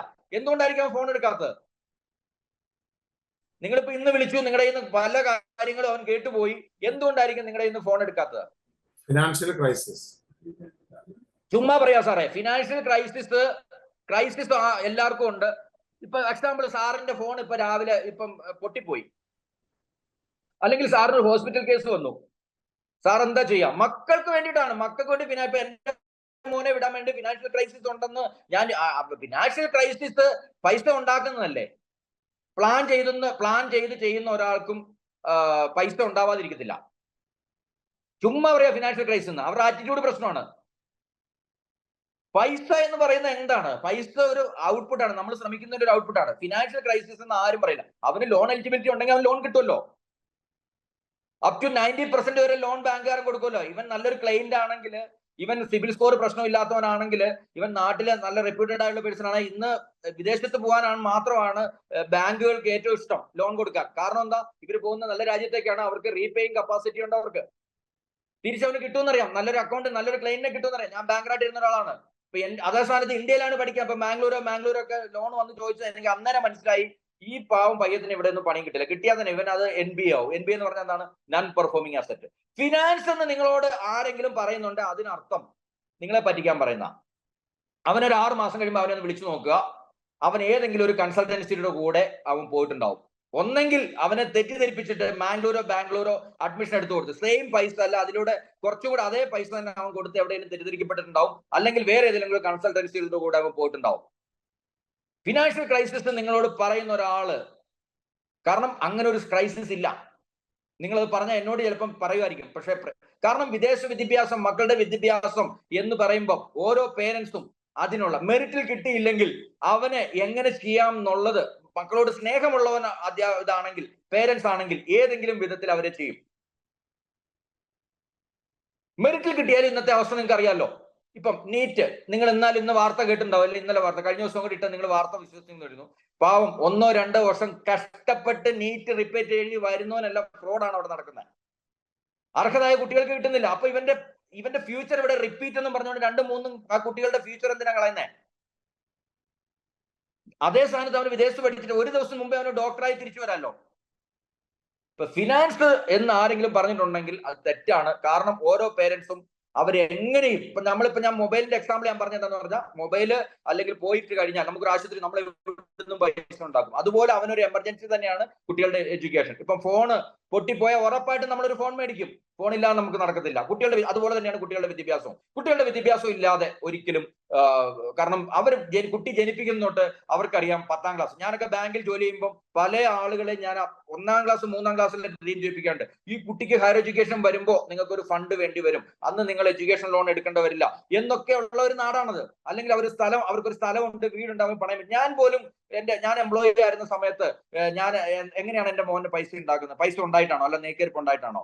ഒന്നെങ്കിൽ അതിനെ കണ്ടെത്തുവാണ്. പൈസ നമ്മൾ റിസർവ് ചെയ്യുകയാണ്. എവിടെയൊക്കെയോ ഉള്ള പൈസകൾ അതിനുവേണ്ടി മാറ്റിവെപ്പിക്കുകയാണ്. ഈ കഴിഞ്ഞ ദിവസം എന്റെ തന്നെ ഒരു ക്ലയന്റ്, തൊഴിലുറപ്പ് ചെയ്യുന്ന ഒരു സ്ത്രീ പറഞ്ഞു, എന്റെ അടുത്ത് വന്നു. എന്റെ അയൽവക്കത്തെല്ലാം വിദേശത്താണ് കുട്ടികള് പോയി. എന്റെ മോന് ഭയങ്കര ആഗ്രഹമാണ് വിദേശത്ത് പഠിക്കാൻ, പക്ഷെ സാറേ എന്റെ കയ്യിൽ 5 പൈസ ഇല്ല എടുക്കാൻ. അതുപോലെ തന്നെ എനിക്ക് സ്ഥലം ലോൺ വെക്കാനാണെങ്കിൽ അതിലും ഇല്ല. കാരണം ഞാനൊരു സീറ്റ് ഇട്ട വീട്ടിലാണ് താമസിക്കുന്നത്. ഞാൻ ഒരു പേരന്റിന് ഞാനൊരു ഐഡിയ കൊടുത്തു. മോന് വിദേശത്ത് പോകണമെന്ന് തീക്ഷ്ണമാണോ ആഗ്രഹം എന്ന് ചോദിച്ചു. അതേന്ന് പറഞ്ഞു. അമ്മയോട് ചോദിച്ചു, അമ്മയ്ക്ക് ഇവനെ വിടണമെന്ന് ആഗ്രഹമാണ്, ഒറ്റ ആഗ്രഹമാണ്. കാരണം എന്റെ കുടുംബത്തിലൊക്കെ കുറെ പേര് ഇങ്ങ് പോയിട്ടുണ്ട്. അവന്മാർ അവിടെ ഇരുന്ന് ഇങ്ങനെ അത് ഇതും കാണുമ്പോൾ, പിന്നെ സ്റ്റാറ്റസ് ഇടുക, ഇത് ഇടുക, ഇവനെ എങ്ങനെയും പോകണമെന്ന് ആഗ്രഹം. മോനെ ഞാൻ എനിക്ക് വരത്തില്ല. എന്റെ ഹസ്ബൻഡും മരിച്ചുപോയ ഒരു സ്ത്രീയാണ്, അമ്മയും മോനും ഉള്ളൂ. ഈ കുട്ടി വിദേശത്ത് പോയോ ഇല്ലയോ? ആർക്കെങ്കിലും പറയാവോ? എനിബഡി? ആ കുട്ടി വിദേശത്ത് പോയോ ഇല്ലയോ? നിങ്ങളാണെങ്കിൽ ഇങ്ങനെ ഒരു ക്ലയന്റ് നിങ്ങളുടെ മുമ്പിൽ വന്നു കഴിഞ്ഞാൽ നിങ്ങൾ എന്തായിരിക്കും പറയാ? എങ്ങനെ പോയി? വീടില്ല, ലോൺ എടുക്കാൻ പൈസ ഇല്ല. അവര് എങ്ങനെയായിരിക്കും പോയിട്ടില്ല പറയാ? ബാങ്കിൽ പോയാൽ അവർക്ക് പൈസയും കിട്ടില്ല. തൊഴിലുറപ്പ് ചെയ്യുന്ന കുട്ടിയാ ഇതാണ്. എങ്ങനെയാണ് പറയാവോ? ഐഡിയ പറയാവോ? ഒന്ന്, അത്യാവശ്യം പഠിക്കാൻ പറ്റുന്ന കുട്ടിയായതുകൊണ്ട് നല്ല സ്കോളർഷിപ്പ് കിട്ടുന്നുണ്ടായിരുന്നു, ഒരു കാര്യം. രണ്ടാമത്തെ കാര്യം എന്ന് പറഞ്ഞാൽ, ഞാൻ പറഞ്ഞു നിങ്ങൾക്ക് ഇപ്പൊ നമ്മുടെ ഫോൺ എടുത്തു കഴിഞ്ഞാൽ തന്നെ നമ്മുടെ വെൽവിഷേഴ്സ് എന്ന് പറഞ്ഞ ഒരു വലിയ ആളുകളുണ്ട് നമ്മുടെ കൂടെ. ഞാൻ ആ ലേഡിക്ക് പറഞ്ഞു കൊടുത്തത്, നിങ്ങളെ സ്നേഹിക്കും, നിങ്ങളുടെ ഫോണിൽ എത്ര പേരുടെ നമ്പർ ഉണ്ടെന്ന് ചോദിച്ചു. അല്ല, നിങ്ങളുടെ വീട്ടിൽ ഇന്നൊരു കല്യാണം വന്നു കഴിഞ്ഞാൽ നിങ്ങൾ എത്ര പേരെ വിളിക്കൂന്ന് ഞാൻ ചോദിച്ചു. ഒരു 100-300 പേരെങ്കിലും വിളിക്കൂന്ന് പറഞ്ഞു. ഞാൻ പറഞ്ഞു, നിങ്ങൾക്ക് ഈ 300 പേരോട് ഞാൻ പറയുന്ന പോലെ നിങ്ങൾക്ക് പറയാൻ പറ്റുമെന്ന് പറയാൻ ചോദിച്ചു. പറ്റും സാറേ എന്ന് പറഞ്ഞു. ഞാൻ ഒരാളുടെ പോലെടുത്തും പോയി എന്റെ മോനെ വിദേശത്ത് പോകാൻ എനിക്കൊരു 1000 രൂപ കടം, അല്ല 1 ലക്ഷം രൂപ കടന്താന്ന് ചോദിക്കരുത്, അത് ബെഗിങ് ആവും. ഞാൻ പറയുന്ന പോലെ നിങ്ങൾ പറയണമെന്ന് പറഞ്ഞു. ഞാൻ പറഞ്ഞതാണ്, ഇങ്ങനെ പറയണം, എന്റെ മോന് അമേരിക്കയിൽ നിന്ന് സ്കോളർഷിപ്പ് കിട്ടിയിട്ടുണ്ട്. എന്താണ്, എനിക്ക് അമേരിക്കയിൽ നിന്ന് സ്കോളർഷിപ്പ് കിട്ടിയിട്ടുണ്ട്, അതുകൊണ്ട് തന്നെ ഫീസ് വീവർ കിട്ടിയിട്ടുണ്ട്. ഈവൻ അവിടെ ചെന്ന് കഴിഞ്ഞാൽ 3 വർഷം പഠിച്ചിറങ്ങി കഴിയുമ്പോൾ ഇവന്റെ സാലറി 5 ലക്ഷത്തിന്റെ മേളിലാണ്. എന്റെ ഇവിടുത്തെ ബാങ്ക് മാനേജർ എനിക്കൊരു NRI അക്കൗണ്ട് തരാമെന്ന് പറഞ്ഞിട്ടുണ്ട്. ഇവൻ 5 ലക്ഷത്തിന്റെ മേളിൽ സാലറി വരും. അതുകൊണ്ട് തന്നെ ഞങ്ങളുടെ കുടുംബത്തിൽ ഒരു അമേരിക്കക്കാരനാവുക എന്നുള്ളത് ഞങ്ങളുടെ കുടുംബത്തിലെ ഏറ്റവും വലിയ ഒരു ആവശ്യവും ആഗ്രഹമാണ്, എന്റെയും ആഗ്രഹമാണ്. പക്ഷെ എന്റെ ഒരു പ്രശ്നം എന്ന് പറഞ്ഞാൽ ഇപ്പോഴത്തെ ഒരു ഇതിന് വേണ്ടിയിട്ട് ഞങ്ങള് ഈ ഒരു ചെറിയൊരു എമൗണ്ട് ഞങ്ങൾ സ്പോൺസേഴ്സിനെ വേണമെന്നാണ് ബാങ്ക് എന്ന് പറഞ്ഞത്. അപ്പൊ സാറിന് ഇത് സ്പോൺസർ ആയിട്ട് ഇത് നിൽക്കാൻ പറ്റുവാണെങ്കിൽ ഒരു അനുഗ്രഹമാണ്, ഇവനെ സംബന്ധിച്ചിടത്തോളം ഒരു അനുഗ്രഹമാണെന്ന് പറഞ്ഞു. ഇങ്ങനെ പറയണമെന്ന് പറഞ്ഞു. എന്ന് പറഞ്ഞാൽ സിമ്പിളായിട്ട് പറഞ്ഞാൽ ബാങ്ക് ലോണിന് ഈട് നിൽക്കണമെന്ന്. ഇങ്ങനെ ഇവർ ഈ 300 പേരെയും വിളിച്ചു പറഞ്ഞു. ലാസ്റ്റ് ഒരു അപ്പൂപ്പനും അമ്മൂമ്മയും ഇവരുമായിട്ട് യാതൊരു ബന്ധവും ഇല്ലാത്തവരുടെ ഒരു വെറുതെ ഒരു വീട്, അവരുടെ തറവാട് വീട് കിടപ്പുണ്ടായിരുന്നു. ആ വീട് ഈ മകന് ഈ പേരില് ജാമ്യം നിന്നു. ഈ പയ്യൻ വൃത്തിയായിട്ട് അന്ന് ലോൺ എടുത്തു എന്നുള്ള ശരി. ഞാൻ അവനോട് പറഞ്ഞു, മോനെ ഇത് വേറൊരാൾ തരുന്നതാണ്, ഒരു കാരണവശാലും അവരെ നിരാശരാക്കരുത്, നീ അവിടെ പോയി പാർട്ട് ടൈം ചെയ്യണം. ഫസ്റ്റ് മന്ത് തൊട്ട് തന്നെ ഈ പാർട്ട് ടൈം ചെയ്ത് ഇവരുടെ ഈ ലോൺ എത്ര എടുത്തിട്ടുണ്ടോ ഇത്ര എമൗണ്ട് അഡ്വാൻസ് ആയിട്ട് കയറ്റി അടക്കണം എന്ന് പറഞ്ഞു. ആ കുട്ടി പോയി, ആ കുട്ടി ഇന്ന് അമേരിക്കയിലുണ്ട്. ആ കുട്ടിയുടെ അതാ പറഞ്ഞ ആ ലോൺ എടുത്ത എമൗണ്ട് പോലും എന്ത് ചെയ്തിട്ടില്ല, പിന്നെ ഫസ്റ്റ് ഇയറിൽ ആ സാങ്ഷൻ ചെയ്ത ഫസ്റ്റ് കയറി പോകാൻ ഉപയോഗിച്ചതല്ലാതെ സെക്കൻഡ് ഇയറിൽ അവന് സാങ്ഷൻ എമൗണ്ട് വേണ്ടി വന്നില്ല. വല്ലോടത്ത് അവരുടെ ആ ലോൺ അടച്ച എമൗണ്ടോട് കയറ്റിക്കൂറ്റി വിത്തിൻ 1 വർഷം കൊണ്ട് ആ ഒരു എന്താ പറയാ പൈസ മുഴുവൻ ഊരിയെടുത്ത് അവർക്കുള്ള പട്ടയം തിരിച്ചു കൊടുത്തു എന്നുള്ള. അപ്പം ഞാൻ പറഞ്ഞു വരുന്നത് എന്താന്ന് പറഞ്ഞു കഴിഞ്ഞാൽ, ഒരു തീക്ഷ്ണമായ ഒരു ആഗ്രഹമുണ്ടെങ്കിൽ, അല്ലെങ്കിൽ ഒരു വളരെ വ്യക്തമാണെങ്കിൽ, ഈ നിങ്ങളോട് പറയുന്ന കാര്യങ്ങളെല്ലാം എല്ലാ എക്സ്ക്യൂസ് ആണ്, എല്ലാ ഇവരുടെ കാര്യങ്ങൾ നടക്കും എന്നുള്ള. ശരിയാണോ സാർ? ആർക്കെങ്കിലും ഒബ്ജക്ഷൻസ് ഉണ്ടോ? അപ്പൊ നിങ്ങൾ ബിൽഡ് ചെയ്യേണ്ടത് ട്രസ്റ്റ് ആണ്, കോൺഫിഡൻസ് ആണ്, നടക്കുന്നുള്ള കാര്യങ്ങളാണ്, സൊല്യൂഷൻ ആണ് നിങ്ങൾ കൊടുക്കുന്നത്. അതാണ് ഞാൻ പറഞ്ഞത്. നിങ്ങളുടെ മുമ്പിൽ അവരൊരു 38 ഒബ്ജക്ഷൻസ് പറഞ്ഞിട്ടുണ്ടെങ്കിൽ ഈ 38 ചോദ്യങ്ങൾക്കും നിങ്ങൾക്ക് ഉത്തരം അവർക്ക് സാറ്റിസ്ഫൈ ആവുന്ന രീതിയിൽ നിങ്ങൾക്ക് പറഞ്ഞു കൊടുക്കാൻ സാധിച്ചിട്ടുണ്ടെങ്കിൽ നിങ്ങൾക്ക് ബിസിനസ് കിട്ടും. അതിനകത്ത് 38 ചോദ്യത്തിൽ 37 നിങ്ങൾ ക്ലിയർ കൊടുത്തു, ഒരെണ്ണത്തിന് അവർ അൺസാറ്റിസ്ഫൈഡ് ആണെങ്കിൽ അവർ നിങ്ങളുമായിട്ട് ഫ്രീക്വൻസി സെറ്റ് ആവത്തില്ല. അപ്പൊ നിങ്ങൾ എന്ത് ചെയ്യണം? സാധാരണ ചോദിക്കുന്ന ഒരു 30 FAQs എന്താണെന്ന് നിങ്ങൾ എഴുതി അതിന്റെ ഉത്തരവും വെക്കണം. സാധാരണ പേരൻസും കുട്ടികളും സാധാരണക്കാരും ചോദിക്കുന്ന ഒബ്ജക്ഷൻസ് എന്താണ്? FAQs എന്ന് പറഞ്ഞാൽ ഫ്രീക്വന്റ്ലി ആസ്ക്ഡ് ക്വസ്റ്റ്യൻസ്. ഈ ചോദ്യം ഇതാണ്, ഇതിന്റെ ഉത്തരവ് ഇതാണ്, ഈ ഉത്തരവ് കൺവിൻസ് ആവുന്നെങ്കിൽ ഈ ഉത്തരവ് ഇതാണ്. അങ്ങനെ പ്രിപ്പയർഡ് ആവണം. നിങ്ങൾക്ക് എന്ത് ചോദ്യവും ഞാൻ പറഞ്ഞു തരാം, നിങ്ങളുടെ ഗ്രൂപ്പിൽ ചോദിച്ചാൽ മതി. സാറേ ക്ലയന്റ് ചോദിക്കുന്നു, ഇതിനെന്താണ് ഉത്തരം? I will support you, my staff will support you. അപ്പൊ ഞാൻ പറഞ്ഞല്ലോ എന്തൊക്കെയാണ് നമ്മുടെ സെയിൽ ടെക്നിക്സിൽ ആദ്യം പഠിച്ചത്. ആദ്യം ഞാനിത് ഫ്രീക്വന്റ് ആയിട്ട് വരുന്നതാണ്, നിങ്ങൾക്ക് ആർക്കെങ്കിലും പറയാമോ? എന്നോട് പറയാമോ? സെയിൽ ടെക്നിക്സിനകത്ത് അപ്പൊ നിങ്ങൾക്ക് ആർക്കെങ്കിലും ബിസിനസ് കിട്ടുന്നില്ലെങ്കിൽ ഇവിടെയുള്ള ഏതെങ്കിലും ഏരിയയിൽ നിങ്ങൾ പിഴവ് വരുത്തി എന്ന് പറഞ്ഞാൽ, ആദ്യം നിങ്ങൾ ടെലികോളിംഗ് ചെയ്ത് തെറ്റിപ്പോയി, അപ്പോയിന്റ്മെന്റ് ഫിക്സ് ചെയ്ത് തെറ്റിപ്പോയി, ലീഡ് ജനറേറ്റ് ചെയ്ത് കറക്റ്റ് ആയിരുന്നില്ല, കസ്റ്റമർ ആയിരുന്നില്ല, നിങ്ങൾ പ്രസന്റ് ചെയ്ത് കറക്റ്റ് ആയിരുന്നില്ല, നിങ്ങൾ കസ്റ്റമറിന്റെ ഒബ്ജക്ഷൻ ചെയ്തത് എന്തൊക്കെയോ നിങ്ങൾ പറഞ്ഞു കൊടുത്തു, കസ്റ്റമർ കൺവിൻസ് ആയില്ല, പ്രൊഡക്റ്റ് പ്രസന്റ് ചെയ്ത് പ്രൊഡക്റ്റ് നോളജ് ഇല്ലാതെ ഫ്രീക്വൻസി ഇല്ലാതെ സെറ്റ് ചെയ്തു. അപ്പൊ ഇതൊക്കെയാണ് ഇവർ ചോദിക്കുന്ന ഓരോ ഇതിലും എവിടേക്കോ നിങ്ങൾക്ക് പിഴവ് വന്നതുകൊണ്ടാണ് നിങ്ങൾക്ക് എന്ത് പറ്റുന്നത്, ക്ലോസിംഗിലേക്ക് പോകാതെ. അടുത്തത് എന്തായിരിക്കും? നിങ്ങൾ നന്നായിട്ട് പ്രസന്റും ചെയ്തു, നിങ്ങൾ ചോദിക്കുന്ന അവർ ഭയങ്കര ഹാപ്പിയായി, അവർ നിങ്ങളുടെ കൂടെ രജിസ്റ്റർ ചെയ്തു. ഞാൻ ചോദിക്കട്ടെ, എഡ്യൂക്കേഷൻ ലോണിനാണ് പൈസ ഇല്ലാത്തത്, പക്ഷെ നിങ്ങളുടെ കൂടെ ഒരു 10,000 രൂപ തന്ന് അല്ലെങ്കിൽ 5,000 രൂപ തന്ന് രജിസ്റ്റർ ചെയ്യാൻ പൈസ ഇല്ല എന്ന് പറയുന്നത്, നിങ്ങൾക്ക് വേണേൽ ഈ ഓഫറും കൂടെ കൊടുക്കാം. നിങ്ങൾ ഇപ്പൊ ഈ പൈസ തന്നോ, നിങ്ങൾക്ക് ഞാൻ ഈ പൈസ റീഫണ്ട് ചെയ്യാം. നിങ്ങൾ ഞങ്ങളുടെ കൂടെ പക്ക വിസയായിട്ട് പോവാണ്, ഈ പൈസ നിങ്ങൾക്ക് തിരിച്ചു തരാം, ഫുൾ പൈസ ഇല്ലാതെ നിങ്ങൾക്ക് തിരിച്ചു പോകാൻ നമുക്ക് പറയാമല്ലോ. ഒബ്ജക്ഷൻ ഹാൻഡിലായി. അടുത്തതാണ് ക്ലോസിംഗ്. പലരുടെയും പ്രശ്നം ഇവിടം വരെ ഇത്രയും കാര്യങ്ങൾ പലരും ഭംഗിയായിട്ട് ചെയ്യുന്നുണ്ട് എന്ന് പറഞ്ഞാൽ, ലീഡ് ജനറേറ്റ് ചെയ്യുന്നുണ്ട്, ടെലികോൾ ചെയ്യുന്നുണ്ട്, പിന്നെ കസ്റ്റമറെ നന്നായിട്ട് മനസ്സിലാക്കുന്നുണ്ട്, പ്രൊഡക്റ്റും പ്രസന്റ് ചെയ്യുന്നുണ്ട്, ഒബ്ജക്ഷൻസും പറയുന്നുണ്ട്. അടുത്ത പരിപാടി എന്ന് പറഞ്ഞാൽ രജിസ്ട്രേഷൻ കിട്ടുന്നില്ല, അല്ലെങ്കിൽ ക്ലോസിംഗ് കിട്ടുന്നില്ല. എന്തായിരിക്കും കാരണം? ഒന്നെങ്കിൽ ഞാൻ ഈ പറഞ്ഞ ആദ്യത്തെ കാര്യങ്ങളൊന്നും ക്ലിയർ ചെയ്തിട്ടില്ല. അടുത്ത കാരണം എന്ന് പറഞ്ഞാൽ എഫക്റ്റീവ് ഫോളോ. ക്ലോസിംഗ് വരണമെങ്കിൽ എന്ത് വേണം? ഇന്നിപ്പോ എല്ലാം കേട്ടിട്ട് പോയി, അവർ പറഞ്ഞു ഞാൻ വീട്ടില് നാളെ നമുക്ക് രജിസ്റ്റർ ചെയ്തേക്കാം കേട്ടോ, പക്ഷെ നാളെ വിളിക്കുമ്പോൾ ഫോൺ എടുക്കുന്നില്ല. എന്തായിരിക്കും കാരണം? നിങ്ങൾ ഈ പറഞ്ഞ് നിങ്ങളുമായിട്ട് കൺവിൻസ് ആയിട്ടില്ല, അല്ലെങ്കിൽ അവരൊരു ഇതിലായിട്ട് ഇരിക്കുവാണ്. അപ്പൊ അങ്ങനെ ഇപ്പൊ അവരൊരു ഫോൺ വിളിക്കുന്ന സമയത്ത് എടുക്കുന്നില്ല. അപ്പൊ നമ്മൾ എന്ത് ചെയ്യാം? സാധാരണ ആളുകൾ അയ്യോ വിളിക്കുന്നില്ല എന്ന് പറഞ്ഞ് മാറുവാണ്. നമ്മൾ അന്നേരം തന്നെ ഇപ്പൊ എന്നെ ഒരാൾ ഇപ്പൊ വിളിക്കുന്നുണ്ടെങ്കിൽ എനിക്ക് ശല്യം പോലെ ആയിരിക്കും ഈ ഫോൺ വിളി തന്നെ. അതുകൊണ്ട് തന്നെ ആദ്യം ഞാൻ ഇവർക്ക് ഒരു പ്രൊഫസർ കൊടുക്കുക, ആദ്യം ഒരു വാട്സപ്പിൽ ഒരു വിളിക്കുന്നതിന് മുമ്പേ തന്നെ ഒരു എന്താണ് വിളിക്കുന്നതിന്റെ മുമ്പേ തന്നെ ഒരു വോയിസ് അവർക്ക് വിടും. സാറേ ഞാൻ ഇന്ന സമയം സാറിനെ ഒന്ന് വിളിക്കുവേ, സാർ എനിക്കൊരു 2 മിനിറ്റ് തരണം കേട്ടോ, സാർ ഒന്ന് ഫ്രീ ആയിരിക്കണേ. അപ്പൊ അവർ പറഞ്ഞു സോറി വിനോദ്, നീ ഇപ്പം സാറിന് ഒരു 3 മണിക്കാണോ നല്ലത് ഒരു 4 മണിക്കാണോ വിളിക്കാൻ പറ്റുക, സോറി വിനോദ് എന്നെ 3 മണിക്ക് വിളിക്കരുത് കേട്ടോ, നീ ഒരു 5 മണിക്ക് വിളിച്ചോ എന്ന് പറയും. ഓക്കെ സാറേ, സാറ് ഇത് ചെയ്യുന്ന സമയത്ത് ഇന്ന കാര്യങ്ങൾ സാറൊന്ന് റെഡിയാക്കി വെച്ചേക്കണേ, ഞാനിത് പറയുമ്പോൾ സാറിന് ഇന്ന കാര്യങ്ങൾ സാറിന്റെ ഈ എപ്പോഴും നമ്മൾ അവരുടെ നിന്ന് രേഖകൾ കളക്ട് ചെയ്യണം. അപ്പൊ നമ്മൾ ഏത് ബിസിനസ് ആണെങ്കിലും നമ്മൾ ബ്ലാബിളായി പോരുത്. അവിടെ നിന്ന് ചില പാസ്പോർട്ട് കളക്ട് ചെയ്യാം, ഡോക്യുമെന്റ്സ് കളക്ട് ചെയ്യാം, എഡ്യൂക്കേഷൻ, ഇതൊക്കെ നിങ്ങൾക്ക് തരുന്നില്ലെങ്കിൽ ഇതിനർത്ഥം ഈ ക്ലൈന്റ് നിങ്ങളുടെ കൂടെ ചെയ്യാനല്ല, നിങ്ങളുടെ കൂടെ നിന്ന് വേറെ ഇൻഫർമേഷൻ ഫ്രീ ആയിട്ട് എടുക്കാൻ വന്ന ആളുകളാണ്. ഇനി ഞാൻ ആദ്യം പറഞ്ഞു കണ്ടാ വിശ്വസിക്കുന്നവൻ, അനുഭവിച്ചറിഞ്ഞാൽ വിശ്വസിക്കുന്നവൻ, അല്ലെങ്കിൽ കേട്ടാ വിശ്വസിക്കുന്നവൻ. ഇനി ഒരു ടൈപ്പ് കസ്റ്റമറും കൂടെ ഉണ്ട്, 4 ടൈപ്പ് കസ്റ്റമർ ഉണ്ട്. ക്ലോസിംഗിന്റെ അടുത്ത് വന്നപ്പോഴാണ് ഞാനിത് പറയുന്നത്. ഈ 4 ടൈപ്പ് കസ്റ്റമർ ആരെയാണെന്ന് ആർക്കെങ്കിലും പറയാമോ? ഹലോ, പറയാൻ പറ്റുമോ? എനിബഡി? നിങ്ങളുടെ ഐഡിയയില് നിങ്ങൾ ഒത്തിരി പല ടൈപ്പും പല ബിസിനസ്സും ചെയ്യുന്നവരും പല സെയിൽസ് ചെയ്യുന്നവരും പലരും, അല്ലെങ്കിൽ 4 ടൈപ്പ് നിങ്ങൾ ഏതാണെന്ന് ചിന്തിക്കുക. നിങ്ങൾ ഒരു പ്രൊഡക്റ്റ് മേടിക്കാൻ പോകുന്നതെങ്കിൽ നിങ്ങൾ ഏതാണെന്ന് ചിന്തിക്കുക. അല്ലെ നിങ്ങളുടെ കുട്ടിയാണ് നിങ്ങൾ വിടാൻ പോകുന്നതെങ്കിൽ നിങ്ങൾ എങ്ങനെയായിരിക്കും, എന്തൊക്കെയായിരിക്കും ഒരാളോട് അപ്രോച്ച് ചെയ്യുന്നത് ചിന്തിക്കുക. അല്ലെ നിങ്ങളുടെ അനിയനെയാണ് വിടാൻ പോകുന്നതെങ്കിൽ നിങ്ങളൊന്ന് ചിന്തിക്കുക, നിങ്ങൾ എന്തൊക്കെയായിരിക്കും ഒരു ക്ലയന്റിനോട് ചോദിക്കുന്നത്. അപ്പൊ നിങ്ങൾ ഏത് ടൈപ്പ് കസ്റ്റമർ ആയിരിക്കും? കസ്റ്റമർ 4 ടൈപ്പ് ഉണ്ട്. ആദ്യം ഞാൻ പറഞ്ഞത് അവരുടെ ഒരു സെൻസേഷണൽ ആംഗിളിലാണെങ്കിൽ, ഇത് ഞാൻ പറയാൻ പറ്റുന്ന അവന്റെ ക്യാരക്ടർ ആംഗിളിലാണ്. ഏതാണ്? Character angle. 4 ടൈപ്പ്. ഒന്നാമത്തെ ക്ലയന്റ് ആണ് ചീപ്പ് കസ്റ്റമർ എന്ന് പറയും. ചീപ്പ് കസ്റ്റമർ എന്ന് പറഞ്ഞാൽ നിങ്ങളുടെ അടുത്ത് വന്ന് ബാർഗെയിനിങ് ചെയ്യുന്നുണ്ടെങ്കിൽ എന്ന് പറഞ്ഞാൽ അതിനർത്ഥം നമ്മുടെ ഫുട്പാത്തിലാണ് ആളുകൾ മേടിക്കുന്നത്. ഫുട്പാത്തിൽ നിന്ന് വില കുറഞ്ഞത് ഒക്കെ നോക്കി മേടിക്കുന്ന ആളുകൾ, അല്ലെങ്കിൽ കാറ് മേടിക്കാതെ വണ്ടിയിൽ യാത്ര ചെയ്യുന്ന ആളുകൾ, അല്ലെങ്കിൽ കാറ് മേടിച്ച് ആഗ്രഹിച്ചാൽ തന്നെ ഏറ്റവും വില കുറഞ്ഞ കാറ് മേടിക്കുന്നത്, സെക്കൻഡ് ഹാൻഡ് വളരെ ബാർഗെയിനിങ് ചെയ്യുന്ന ആളുകൾ, നിങ്ങളുടെ അടുത്ത് വന്ന് അവരെയാണ് ചീപ്പ് കസ്റ്റമർ എന്ന് പറയുന്നത്. രണ്ടാമത്തെ ടൈപ്പാണ് നോളജ്ഡ് കസ്റ്റമർ.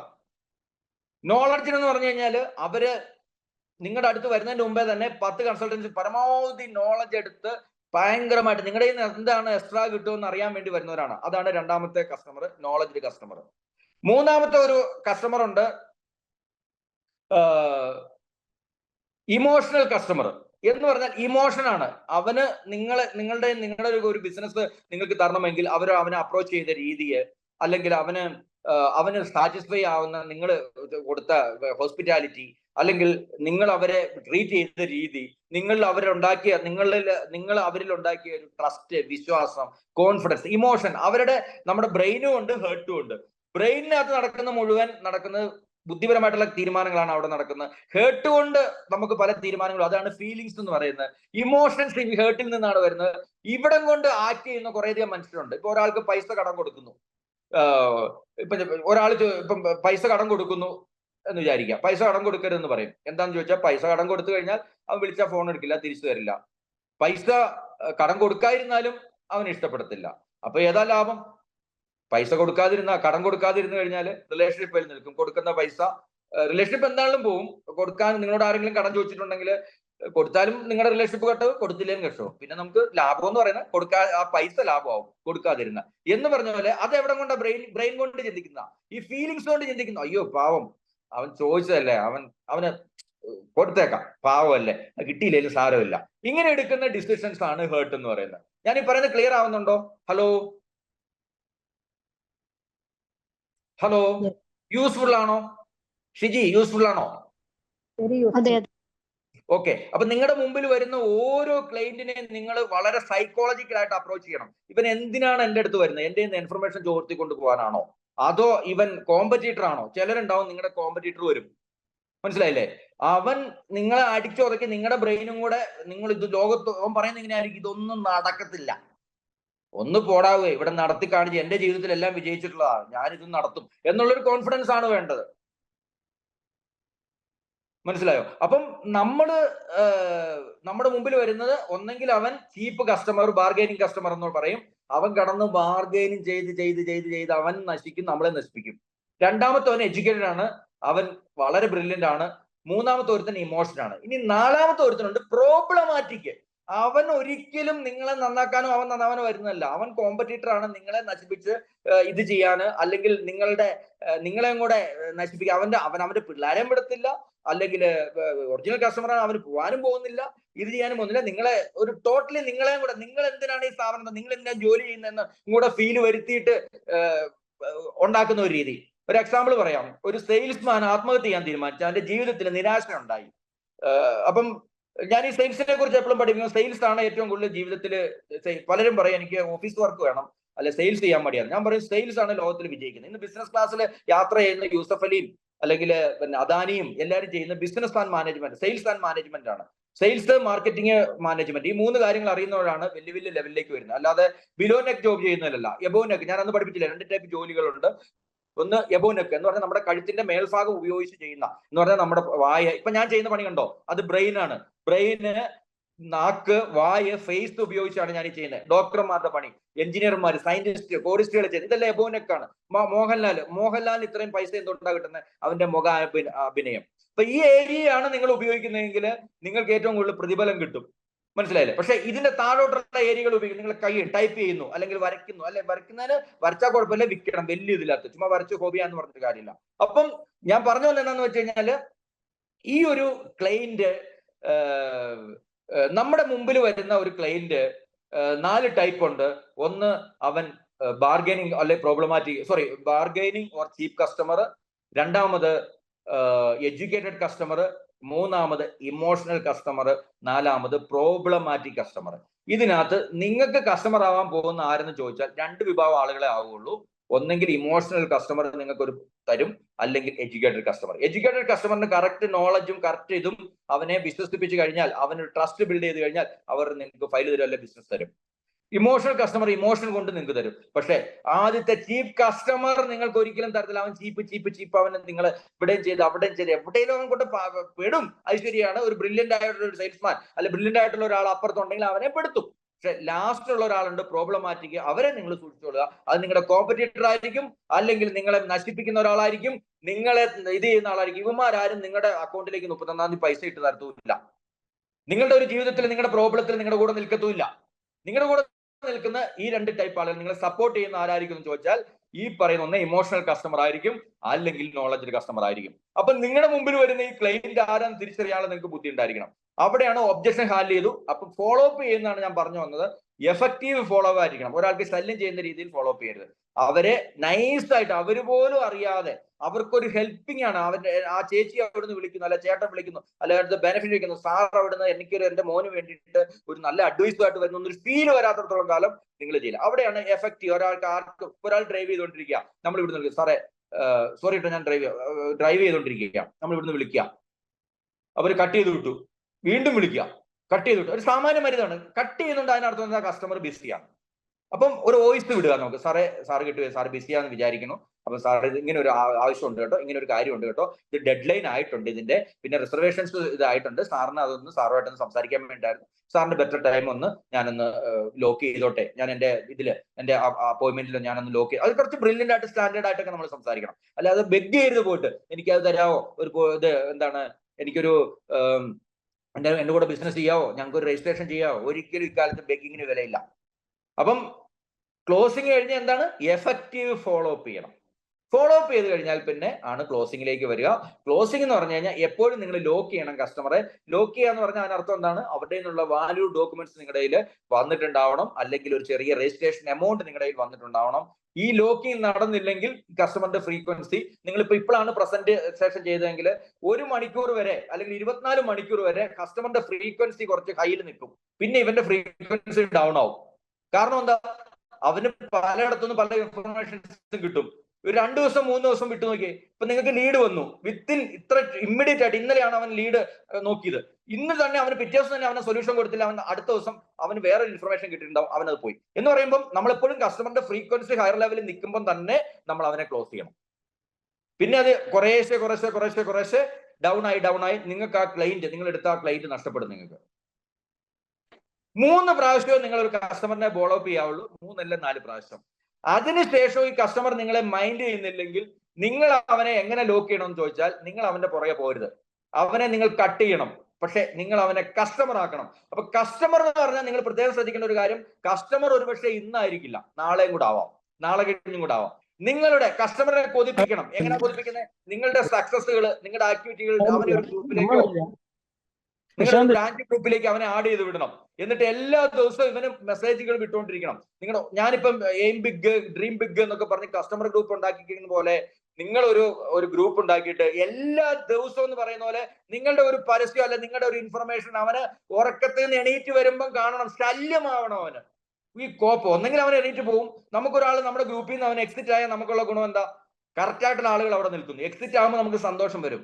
കാരണം എന്താ? ഇവൻ കൊള്ളരുതാത്തും പോയി, നല്ല ആളുകൾ അതിനകത്ത് നിൽക്കും. ഒരു ദിവസം നിങ്ങളുടെ കസ്റ്റമർ ആവും. ചിലപ്പം ആദ്യത്തെ മകനെ സാന്റാമോണിക്കോട് വിട്ടു, അല്ലെ വേറൊരു സ്ഥാപനത്തിനോട് വിട്ടു, രണ്ടാമത്തെ മകളെ നിങ്ങളുടെ കൂടെ ആയിരിക്കും വിടാൻ പോകുന്നത്. ഇന്നല്ല നാളെ നിങ്ങളുടെ കൂടെ ആ കസ്റ്റമർ ആവും. അതുകൊണ്ട് ഓരോ കസ്റ്റമറെ നിങ്ങൾ വിശ്വസിക്കുന്നത്, ഇന്ന് നിങ്ങളുടെ കൂടെ ഒരു ഫയൽ വന്നില്ല എന്ന് വിചാരിച്ചിട്ട് നിങ്ങൾ അവരെ ഇഗ്നോർ ചെയ്യരുത്. 3 ഫോളോ അപ്പ് നിങ്ങൾ ചെയ്യാവുള്ളൂ. 3 ഫോളോ അപ്പ് കഴിഞ്ഞാൽ പിന്നെ ബെഗ് ചെയ്യാൻ പോരുത്.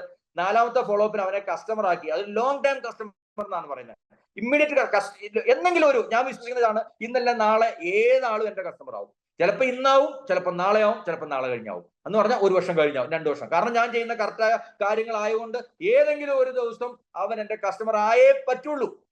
കാരണം ഞാൻ ചെയ്യുന്ന ബെസ്റ്റ് ആണ്, ഏറ്റവും ബെസ്റ്റ് ആണ്. ഞാൻ അവനെ ഷോ ചെയ്യിപ്പിക്കും. ഇന്ന് എനിക്ക് എന്റെ കസ്റ്റമർ ആവാൻ സാധിക്കാതെ വന്നത് അവന് ഒന്നെങ്കിൽ എന്റെ പ്രോബ്ലം കൊണ്ടല്ല, അവന് എന്നിൽ നിന്നൊരു ട്രസ്റ്റ് ബിൽഡ് ചെയ്യാൻ, അല്ലെങ്കിൽ എന്തെങ്കിലും ഇപ്പൊ സാറ് പറഞ്ഞ പോലെ എന്തെങ്കിലും ഒരു ഫിനാൻഷ്യൽ പ്രശ്നമായിരിക്കാം, അല്ലെങ്കിൽ ഏതെങ്കിലും ഒരു പ്രോബ്ലം അവന് ഒരു ടെമ്പററി ആയിട്ടുള്ളതുകൊണ്ട്, ദാറ്റ് നോട്ട് എന്നും ഉണ്ടാവുന്ന ഒരു പ്രോബ്ലം അല്ല.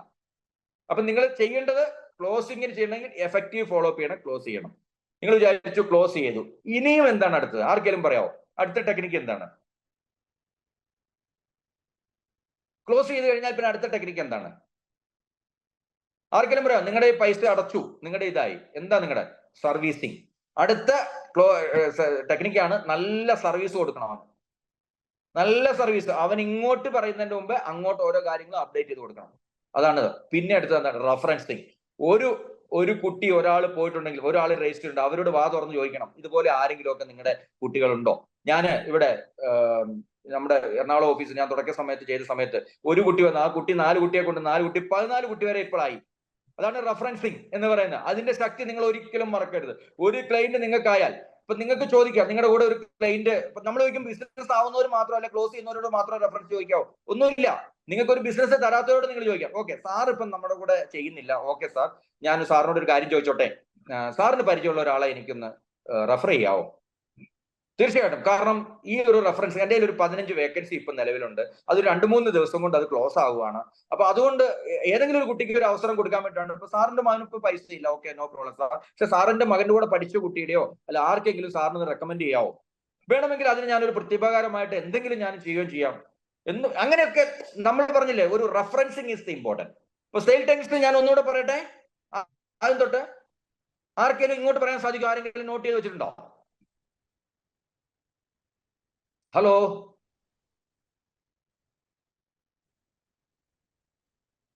ആർക്കെങ്കിലും ഇങ്ങോട്ട് വരാൻ സാധിക്കുമോ?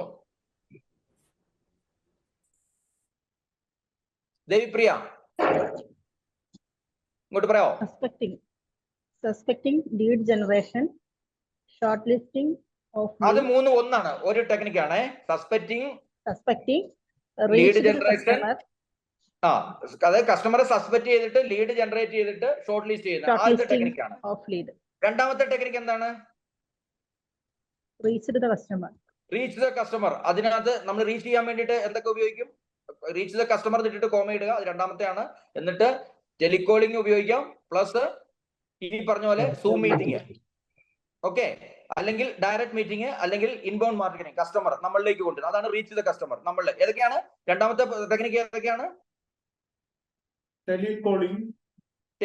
ആദ്യം നമ്മൾ ചെയ്യേണ്ടത് റീച്ച് ദ കസ്റ്റമർ എന്നാണ് ആദ്യം എഴുതേണ്ടത്. എന്നിട്ട് അതിന്റെ മെത്തേഡ്സുകളാണ് ടെലികോളിംഗ്, അല്ലെങ്കിൽ കസ്റ്റമറിന്റെ മുമ്പിലേക്ക് വീടിന്, അവരുടെ അച്ഛനും അമ്മയും എല്ലാവരും ഇരിക്കുന്ന സമയത്ത് ഞായറാഴ്ച നമ്മൾ അവരുടെ വീട്ടിൽ പോയി അവരുടെ മുമ്പിൽ എല്ലാം പ്രസന്റ് ചെയ്യുന്നു, അല്ലെങ്കിൽ അവരെ നമ്മുടെ ഓഫീസിലേക്ക് വിളിച്ചു വരുത്തുന്നു, ഇല്ലെങ്കിൽ ഇവരെ എല്ലാവരെയും നമ്മുടെ ഒരു വെർച്വൽ പ്ലാറ്റ്ഫോമിലേക്ക്, അന്നേരം ഹെഡ് ഓഫീസ് സ്റ്റാഫിനെയും കൂടെ കൂട്ടി. ഞാനിപ്പോ ഇങ്ങനെ ഒരു ക്യാമ്പയിൻ സ്റ്റാർട്ട് ചെയ്തിട്ടുണ്ട്. ഇപ്പൊ നിങ്ങൾക്ക് സപ്പോർട്ട്, നിങ്ങളുടെ സ്റ്റാഫുകൾക്ക് ഇതൊന്നും പറയാൻ അറിയത്തില്ല, ഹെഡ് ഓഫീസ് സ്റ്റാഫിന്റെ ഒരാളെയും കൂടെ കൂട്ടി ഈ പറയുന്ന പോലെ സംസാരിപ്പിക്കാൻ, അവരുടെ ക്വസ്റ്റ്യനോ ആൻസറോ അവരുടെ ഡൗട്ട്സുകളും എല്ലാം സംസാരിപ്പിക്കുക. അല്ല ഇനി കോളേജ് പ്രതിനിധിയെ കൊണ്ടുവരണമെങ്കിൽ അതും നമുക്ക് ചെയ്യാം, കൂടുതൽ ക്ലൈൻസുകളൊക്കെ ഉണ്ടെങ്കിൽ. ഓക്കെ, അതാണ് രണ്ടാമത്തെ ടെക്നിക്ക്. മൂന്നാമത്തെ എന്തായിരുന്നു? Know the customer. Know the customer. കസ്റ്റമറിനെ അറിയണം അല്ലെ? Know the customer. Next product presentation. Know the കസ്റ്റമറും പ്രൊഡക്റ്റ് പ്രസന്റേഷനും സെയിം ആണ് അല്ലെ? കസ്റ്റമറെ അറിഞ്ഞ് പ്രൊഡക്റ്റ് പ്രസന്റ് ചെയ്യണം അല്ലെ?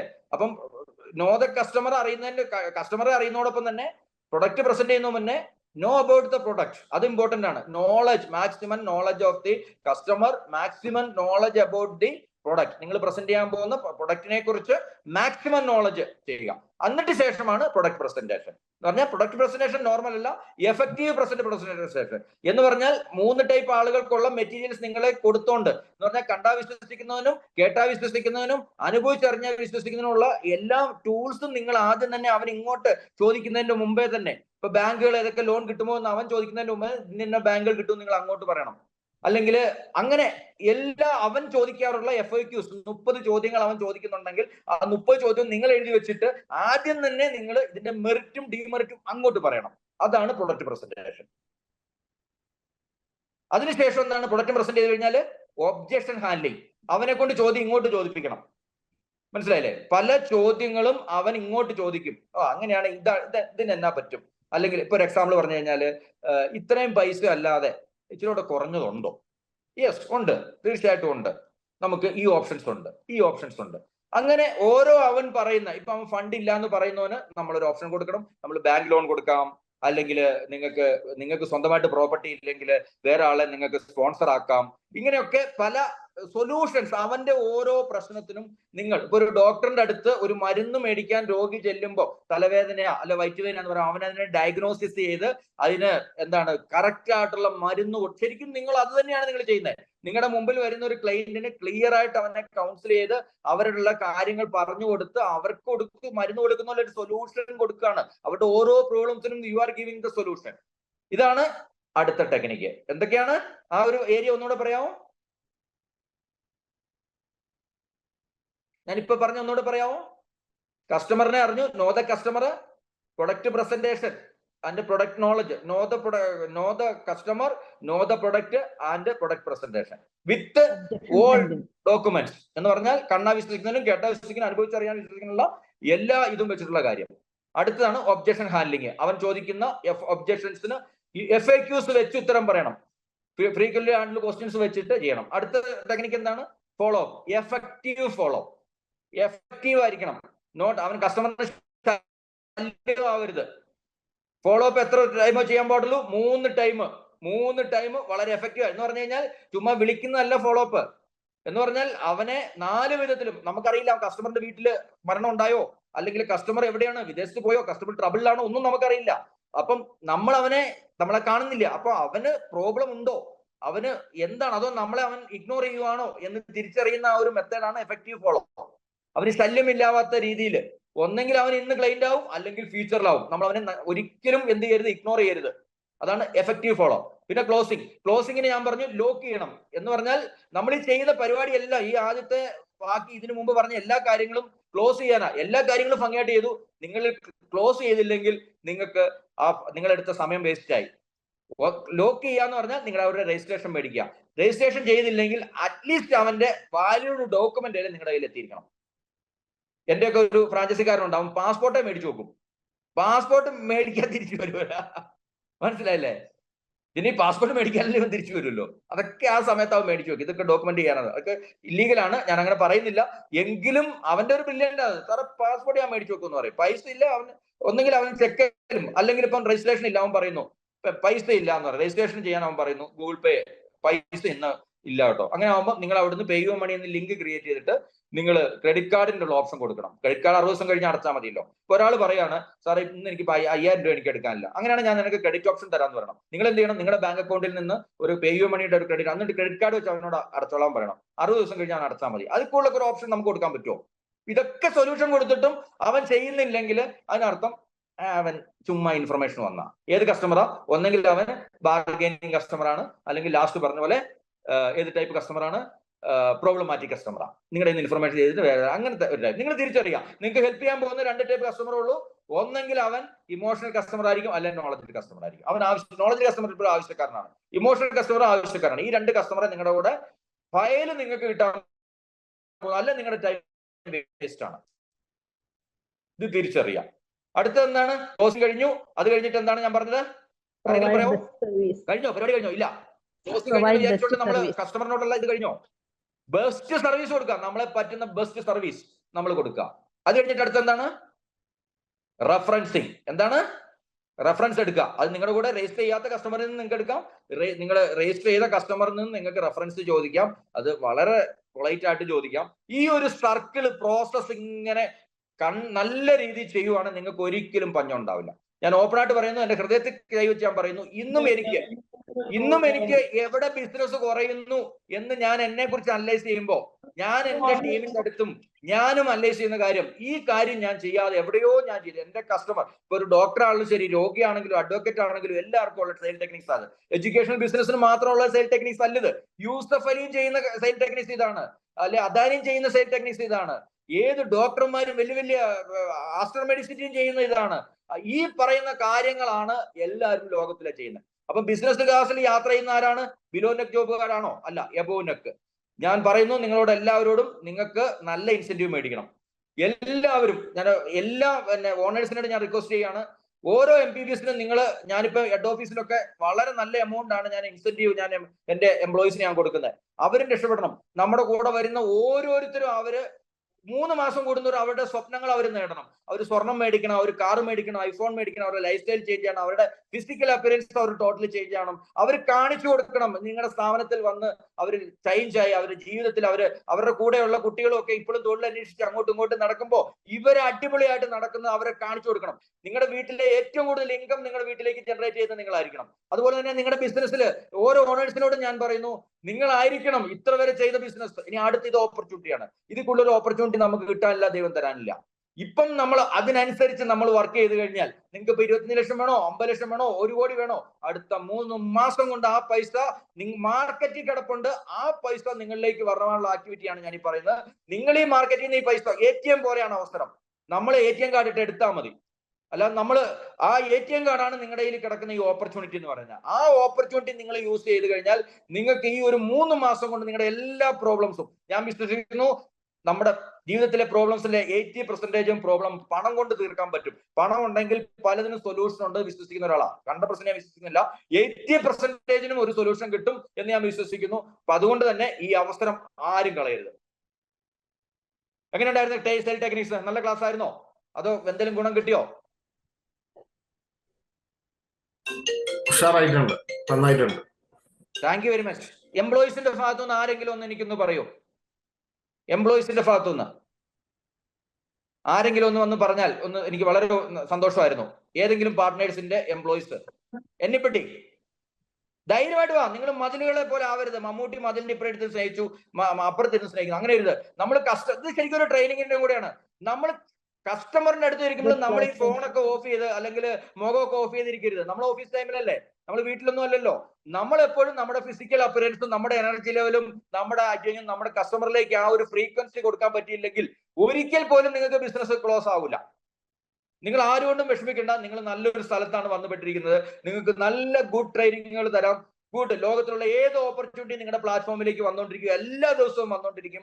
എല്ലാ ദിവസവും നിങ്ങൾ മെയിൻ ഗ്രൂപ്പുകളിൽ കയറി അതിനുള്ള നോളജുകൾ അക്വയർ ചെയ്തുകൊണ്ടിരിക്കുക. നോളജ് ആണ്, ട്രെയിനിങ് ആണ് ഏറ്റവും വലിയ ശക്തി. നിങ്ങൾക്ക് കോടികൾ പൈസ വേണമെന്നൊന്നും ആവശ്യമില്ല. നിങ്ങളെ തേടി പൈസ വരും. നിങ്ങൾ ഇരിക്കുന്നിടത്ത് പൈസ വരും. നിങ്ങൾ ചെയ്യുന്ന പ്രവൃത്തി, നിങ്ങൾ നോളജ് അക്വയർ ചെയ്ത ആ നോളജ് മറ്റുള്ളവർക്ക് പറഞ്ഞു കൊടുക്കുക. ഞാൻ ഇന്ന് ഇത്രയും നോളജ് ചെയ്ത് 1 രൂപ വാങ്ങിയിട്ടല്ലല്ലോ. എന്തുകൊണ്ടാ? ഞാനൊരു കോച്ചാണ്. എനിക്ക് വേണമെങ്കിൽ 100 രൂപ വെച്ച്, ഇപ്പൊ പലരും ഇവിടെ കണ്ടിട്ടില്ലേ, 100 രൂപ വെച്ച് ചിലപ്പോൾ ചെയ്യും. ചിലപ്പോൾ ഒത്തിരി പേര് വന്ന് പൈസ. ഞാൻ ഉദ്ദേശിക്കുന്നത് പൈസ, എന്റെ നോളജിന് വേണ്ടി എനിക്ക് ആവശ്യമില്ല. ഞാൻ ചെയ്യുന്ന പ്രവൃത്തി എനിക്ക് പൈസ കൊണ്ടുവരുന്നുണ്ട്. എനിക്ക് ഇത്രയും എംപ്ലോയീസിന് അല്ലെങ്കിൽ ഇത്രയും പേർക്ക് എനിക്കൊരു സിസ്റ്റം ബിൽഡ് ചെയ്യാൻ സാധിക്കുന്നുണ്ടെങ്കിൽ ഡെഫിനറ്റ്ലി ഞാൻ ചെയ്യുന്ന പ്രവൃത്തിയാണ്. അതുപോലെ നിങ്ങൾ ഇന്നിപ്പം ഇത്രയും പേര് പഠിച്ചിട്ടുണ്ടെങ്കിൽ ഞാൻ നിങ്ങളോട് പറയുന്നു, ഇത് നിങ്ങൾ പഠിച്ച കാര്യം വേറൊരാളിലേക്ക് പകർന്നു കൂടെ കൊടുക്കണം. നിങ്ങൾ ഇത് കേട്ടിട്ട് പോകരുത്. നിങ്ങൾ ആർക്കെങ്കിലും ഈ സെയിൽ ടെക്നിക്സ് എല്ലാം ഇത് ചെയ്ത് നിങ്ങളുടെ ബിസിനസ്സിലും നിങ്ങളുടെ ഇതിലും അല്ല, നിങ്ങളൊരു എന്നിപ്പോ ജൂനിയർ ആയിട്ടിരിക്കുന്ന ഒരാൾ ലീഡർ ആവും. അപ്പൊ നിങ്ങളുടെ താഴെയുള്ള ആളുകൾക്ക് എന്നെ ആരോ വർഷങ്ങൾക്ക് മുമ്പ് എന്റെ ബോസ് പഠിപ്പിച്ച കാര്യങ്ങളാണിത്. ഇത് പുസ്തകത്തിലുള്ളതാ, ഞാൻ എന്നെ ഉണ്ടാക്കിയ കാര്യങ്ങളല്ല. സെയിൽ ടെക്നിക്സ് എന്ന് പറഞ്ഞത് you can win, you can sell എന്നൊക്കെ പറയുന്ന പുസ്തകത്തിലുള്ള കാര്യങ്ങളാ. ആ പുസ്തകം വായിച്ചിട്ടുണ്ടോ നിങ്ങൾ? വായിച്ചിട്ടുണ്ടെങ്കിലും നമ്മൾ ജീവിതത്തിൽ പലപ്പോഴും അത് ഓപ്റ്റ് ചെയ്യാറില്ല. You can win, you can sell എന്നൊക്കെ പറയുന്ന പുസ്തകങ്ങൾ വായിക്കുക. അതിനകത്തുള്ള കാര്യങ്ങളാണ്. ഇന്ന് ലോക കോടീശ്വരന്മാരായവരെല്ലാം 8 സെയിൽ ടെക്നിക്സുകൾ വളരെ വ്യക്തമായ രീതിയിൽ ഉപയോഗിച്ചിട്ടാണ് അവർ നല്ല രീതിയിൽ കൂടെ ഇന്ന് ലോകത്തിൽ നല്ല വലിയ വലിയ പൊസിഷനിലേക്ക് അവർ എത്തിയിട്ടുള്ളത്. അപ്പൊ അതുകൊണ്ട് ഈ സെയിൽ ടെക്നിക്സ് നിങ്ങളുടെ നല്ല ഒരു മെയിൻ ഡയറിയിൽ എഴുതി വെച്ച് ഇതിനകത്തുള്ള സബ് ഡിവിഷൻസും കൂടെ നിങ്ങൾ എടുത്ത് ഇതിനെ കുറിച്ച് കുറച്ചും കൂടെ റിസർച്ച് ചെയ്ത് കുറച്ച് നിങ്ങളുടേതായ ആഡോണും കൂടെ ചെയ്ത് നിങ്ങളും പഠിക്കുക, നിങ്ങൾ മറ്റുള്ളവരിലേക്ക് പകർന്നു കൊടുക്കുക. ഉറപ്പായിട്ടും നിങ്ങൾക്ക് റിസൾട്ടുകൾ വരും. എന്തോ പ്രോബ്ലം ഉണ്ടെങ്കിലും നിങ്ങൾ ഗ്രൂപ്പിൽ ചോദിക്കുക.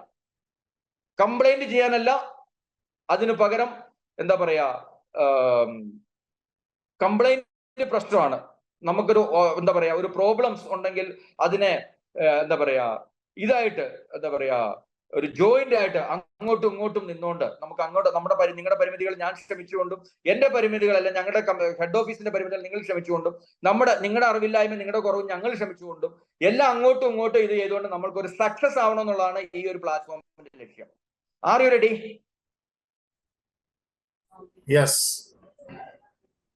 നിങ്ങൾക്ക് ഈ മീറ്റിംഗ് വളരെ ഉപകാരപ്രദമാണെന്ന് തോന്നുന്നുണ്ടെങ്കിൽ ബ്രാഞ്ച് ഗ്രൂപ്പുകളിൽ നിങ്ങൾക്ക് ഈ മീറ്റിങ്ങിനെ കുറിച്ച് ഒരു കമന്റ് ഇടാം, സ്റ്റാഫുകൾ ഇടുക. ആരെങ്കിലും വരാത്തവരുണ്ടെങ്കിൽ അല്ലെങ്കിൽ വീണ്ടും ഈ ട്രെയിനിങ് ഒന്നുകൂടെ കേൾക്കാൻ ആഗ്രഹം ഉണ്ടെങ്കിൽ ഞാൻ എന്റെ ട്രെയിനിങ് റെക്കോർഡ് വീഡിയോ നിങ്ങൾക്ക് അയച്ചു തരുന്നതാണ്. താല്പര്യമുള്ളവര് ഇത് ചെയ്യുക. അപ്പൊ എല്ലാവർക്കും ഈ സീസൺ വളരെ ഇതാവട്ടെ എന്ന് ആശംസിക്കുന്നു. നിങ്ങളുടെ അക്കൗണ്ടിലേക്ക് എല്ലാ എംപ്ലോയീസിനും ഇഷ്ടം പോലെ ഇൻസെന്റീവ് കിട്ടട്ടെന്ന് ഞാൻ ആത്മാർത്ഥമായിട്ട് പ്രാർത്ഥിക്കുന്നു. ഓരോ ഓൺട്രപ്രണറുകളും ഇപ്പോൾ ഉള്ള അവസരം അത് നിങ്ങളിലേക്ക് വരുത്താനുള്ള ആക്ടിവിറ്റികളും ഇതും ആവട്ടെ എന്ന് ഞാൻ ആശംസിക്കുന്നു. നല്ലൊരു ദിവസവും ആശംസിക്കുന്നു. ഈ ഒരു ഇത്രയും ടൈം സ്പെൻഡ് ചെയ്ത എല്ലാവർക്കും താങ്ക് യു പറയുന്നു. ഡൗട്ട് ചോദിച്ചോട്ടെ? പ്ലീസ്. നമുക്ക് മറ്റേ ഓസ്ട്രേലിയക്ക് ഒരു വിസ ആയിട്ടുണ്ട്. വിസയല്ല, അവരുടെ GT ക്ലിയർ ആയിട്ടുണ്ട്. GT okay. കേൾക്കുന്നുണ്ട് സാറേ? 16-ാം തീയതിക്ക് മുമ്പ് ഫീസ് അടയ്ക്കണം. 16-ാം തീയതിക്ക് മുമ്പ് ഫസ്റ്റ് ഇൻസ്റ്റാൾമെന്റ് ഫീസ് അടയ്ക്കാൻ വേണ്ടി പറയുന്നുണ്ട്. ശരി. അവർക്ക് എഡ്യൂക്കേഷൻ ലോൺ പാസ്സായി കിടക്കുന്നുണ്ട്. പക്ഷെ അത് അവർക്ക് COE കിട്ടിക്കഴിഞ്ഞാൽ മാത്രമേ അത് റിലീസ് ചെയ്ത് കൊടുക്കുകയുള്ളൂ. അവരുടെ അക്കൗണ്ടിൽ ഫണ്ടും കിടക്കുന്നുണ്ട്, FD ആയിട്ട് കിടക്കുന്നുണ്ട്. അപ്പൊ അത് ലിവിങ് എക്സ്പെൻസ് ആയിട്ട് കിടക്കുന്നതാണ്.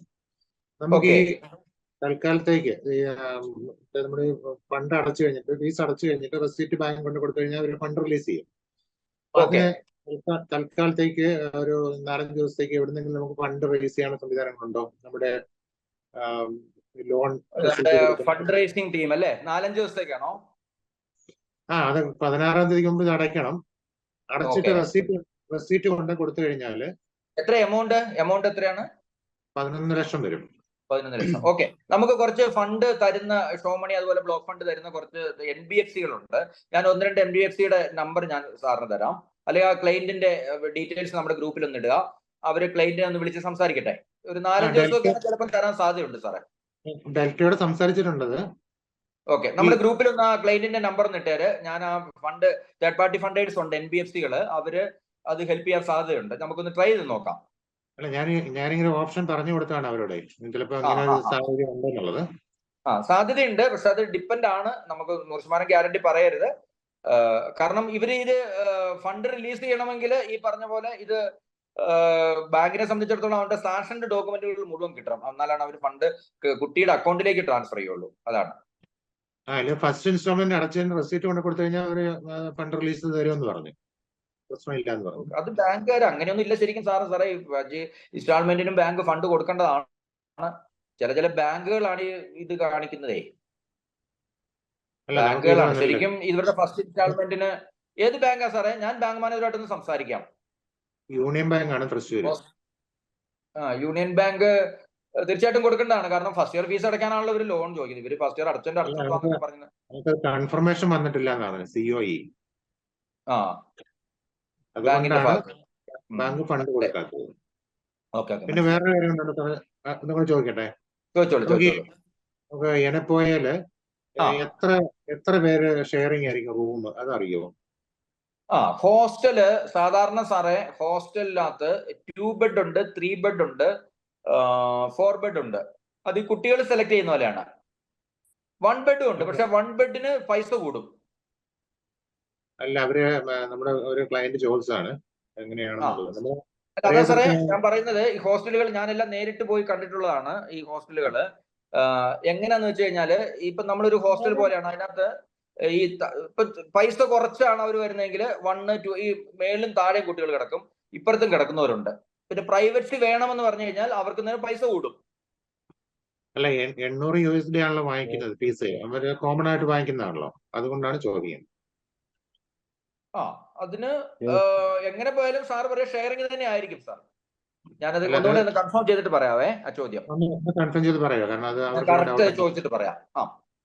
നമുക്ക് 99% ഷെയറിംഗ് ആവാനാണ് സാധ്യത സാർ. അത് എത്ര പേരുണ്ടെന്ന് ഞാൻ ഒന്നുകൂടെ ഒന്ന് കൺഫേം ചെയ്യട്ടെ. ശരി. അത് മറ്റേ ഫയലിംഗ് ഓക്കെ അല്ലേ സാർ? മറ്റേ ഇവര് എന്താണ് സൗത്ത് ആഫ്രിക്ക പോയവര്? അവര് 10-ാം തീയതി തിരിച്ചു വരുള്ളൂ. തിരിച്ചു വന്നു അവരുടെ തന്നെ ഡൗട്ടാണത്. ശരി. ഷെയറിംഗ് റൂമാണ്. കയ്യോടെ ചെയ്തോളാൻ പറയാം സാർ.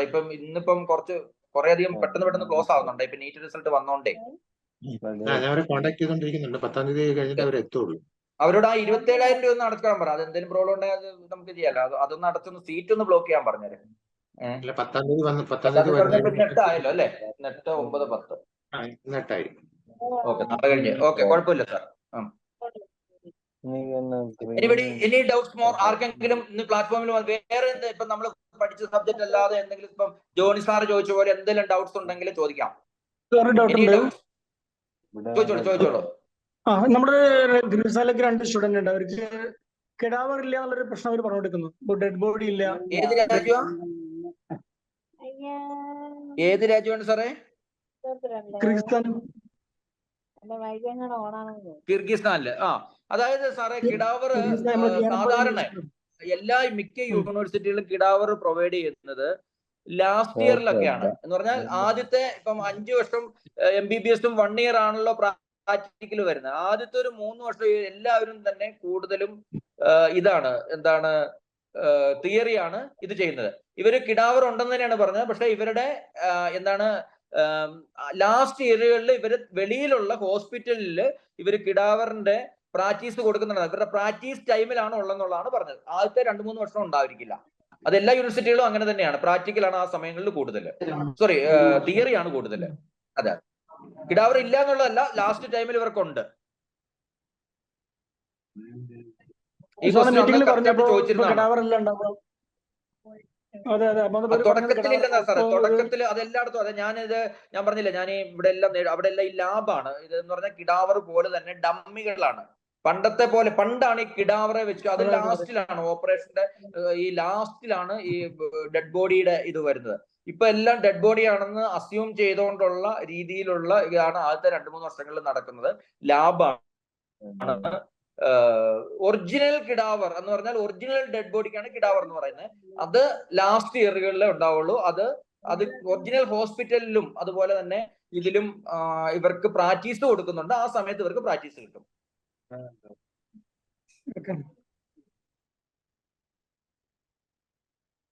കിടാവർ ഇല്ല എന്നല്ല പറഞ്ഞ് ആദ്യത്തെ 2-3 വർഷം ലാഭമായിരിക്കും. അതിപ്പോ എല്ലായിടത്തും അതെ. ജോർജിയയിൽ എവിടെ ചെന്നാലും ഇവരുണ്ടെന്നൊക്കെ പറഞ്ഞു കൊണ്ടായാലും ഇവരൊന്നും അത് തൊടിപ്പിക്കത്തില്ല. അവർ ലാസ്റ്റിലൊക്കെ കിട്ടുള്ളൂ. ഇന്ത്യയിൽ പക്ഷേ കുറച്ചുകൂടെ കിടാവർ റേഷ്യോ കൂടുതലാണ്. ഇപ്പൊ ഉദാഹരണം നമ്മുടെ Kottayam medical college, Thrissur medical college, അങ്ങനെയൊക്കെ കൂടുതൽ ഉണ്ട് ഇന്ത്യയിൽ പ്രാക്ടീസ് ചെയ്ത കിടാവർ. പക്ഷെ കിടാവർ എന്ന് പറയുന്നത് ഈ പുതിയ ജെന്നിന്റെ പഴയ ലെവലിലാണ്. പുതിയവരെല്ലാം അതിലും വലിയ ടെക്നോളജികളാണ്. ഇപ്പൊ ഞാനിപ്പം നേരിട്ട് പോയി കണ്ടതാ ഇവരുടെയൊക്കെ ലാബൊക്കെ. അതിലും ടെക്നോളജികൾ വെച്ചുള്ള ട്രെയിനിങ്ങുകളൊക്കെയാണ് അവിടെ കൊടുക്കുന്നത്. അപ്പൊ അത് ഒരു പ്രോബ്ലം ആണെങ്കിൽ നമുക്ക് വേണേൽ യൂണിവേഴ്സിറ്റിക്കാരനോട് സംസാരിപ്പിച്ചിട്ട് അത് വേണേൽ കൺവിൻസ് ചെയ്യിപ്പിക്കാം സാറേ. അല്ലെ പിന്നെ അവർ തീരെ നിവൃത്തിയില്ലെങ്കിൽ അവർക്ക് നമുക്ക് ജോർജിയോ അല്ലെങ്കിൽ കസാക്കിസ്ഥാനോ ഒക്കെ കൊടുക്കാം. കസാഖിസ്ഥാനിലൊക്കെ ഉണ്ട് കിടാവറുള്ള. അവിടെയൊക്കെ ഉണ്ട്. ജോർജിയ ഒക്കെ ഉണ്ട്. എന്നാലും 2ാമത്തെ വർഷം ഒന്നും അല്ല, 3ാമത്തെ വർഷം തൊട്ട് മേളിലോട്ടേ കാണുള്ളൂ.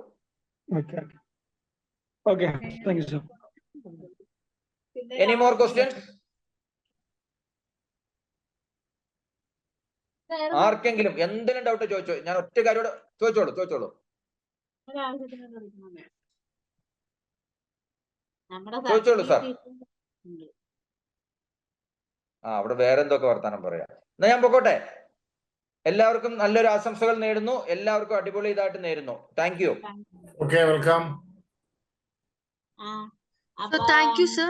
Thank you for the wonderful session. So have a nice day. Let's wind up our meeting. Thank you.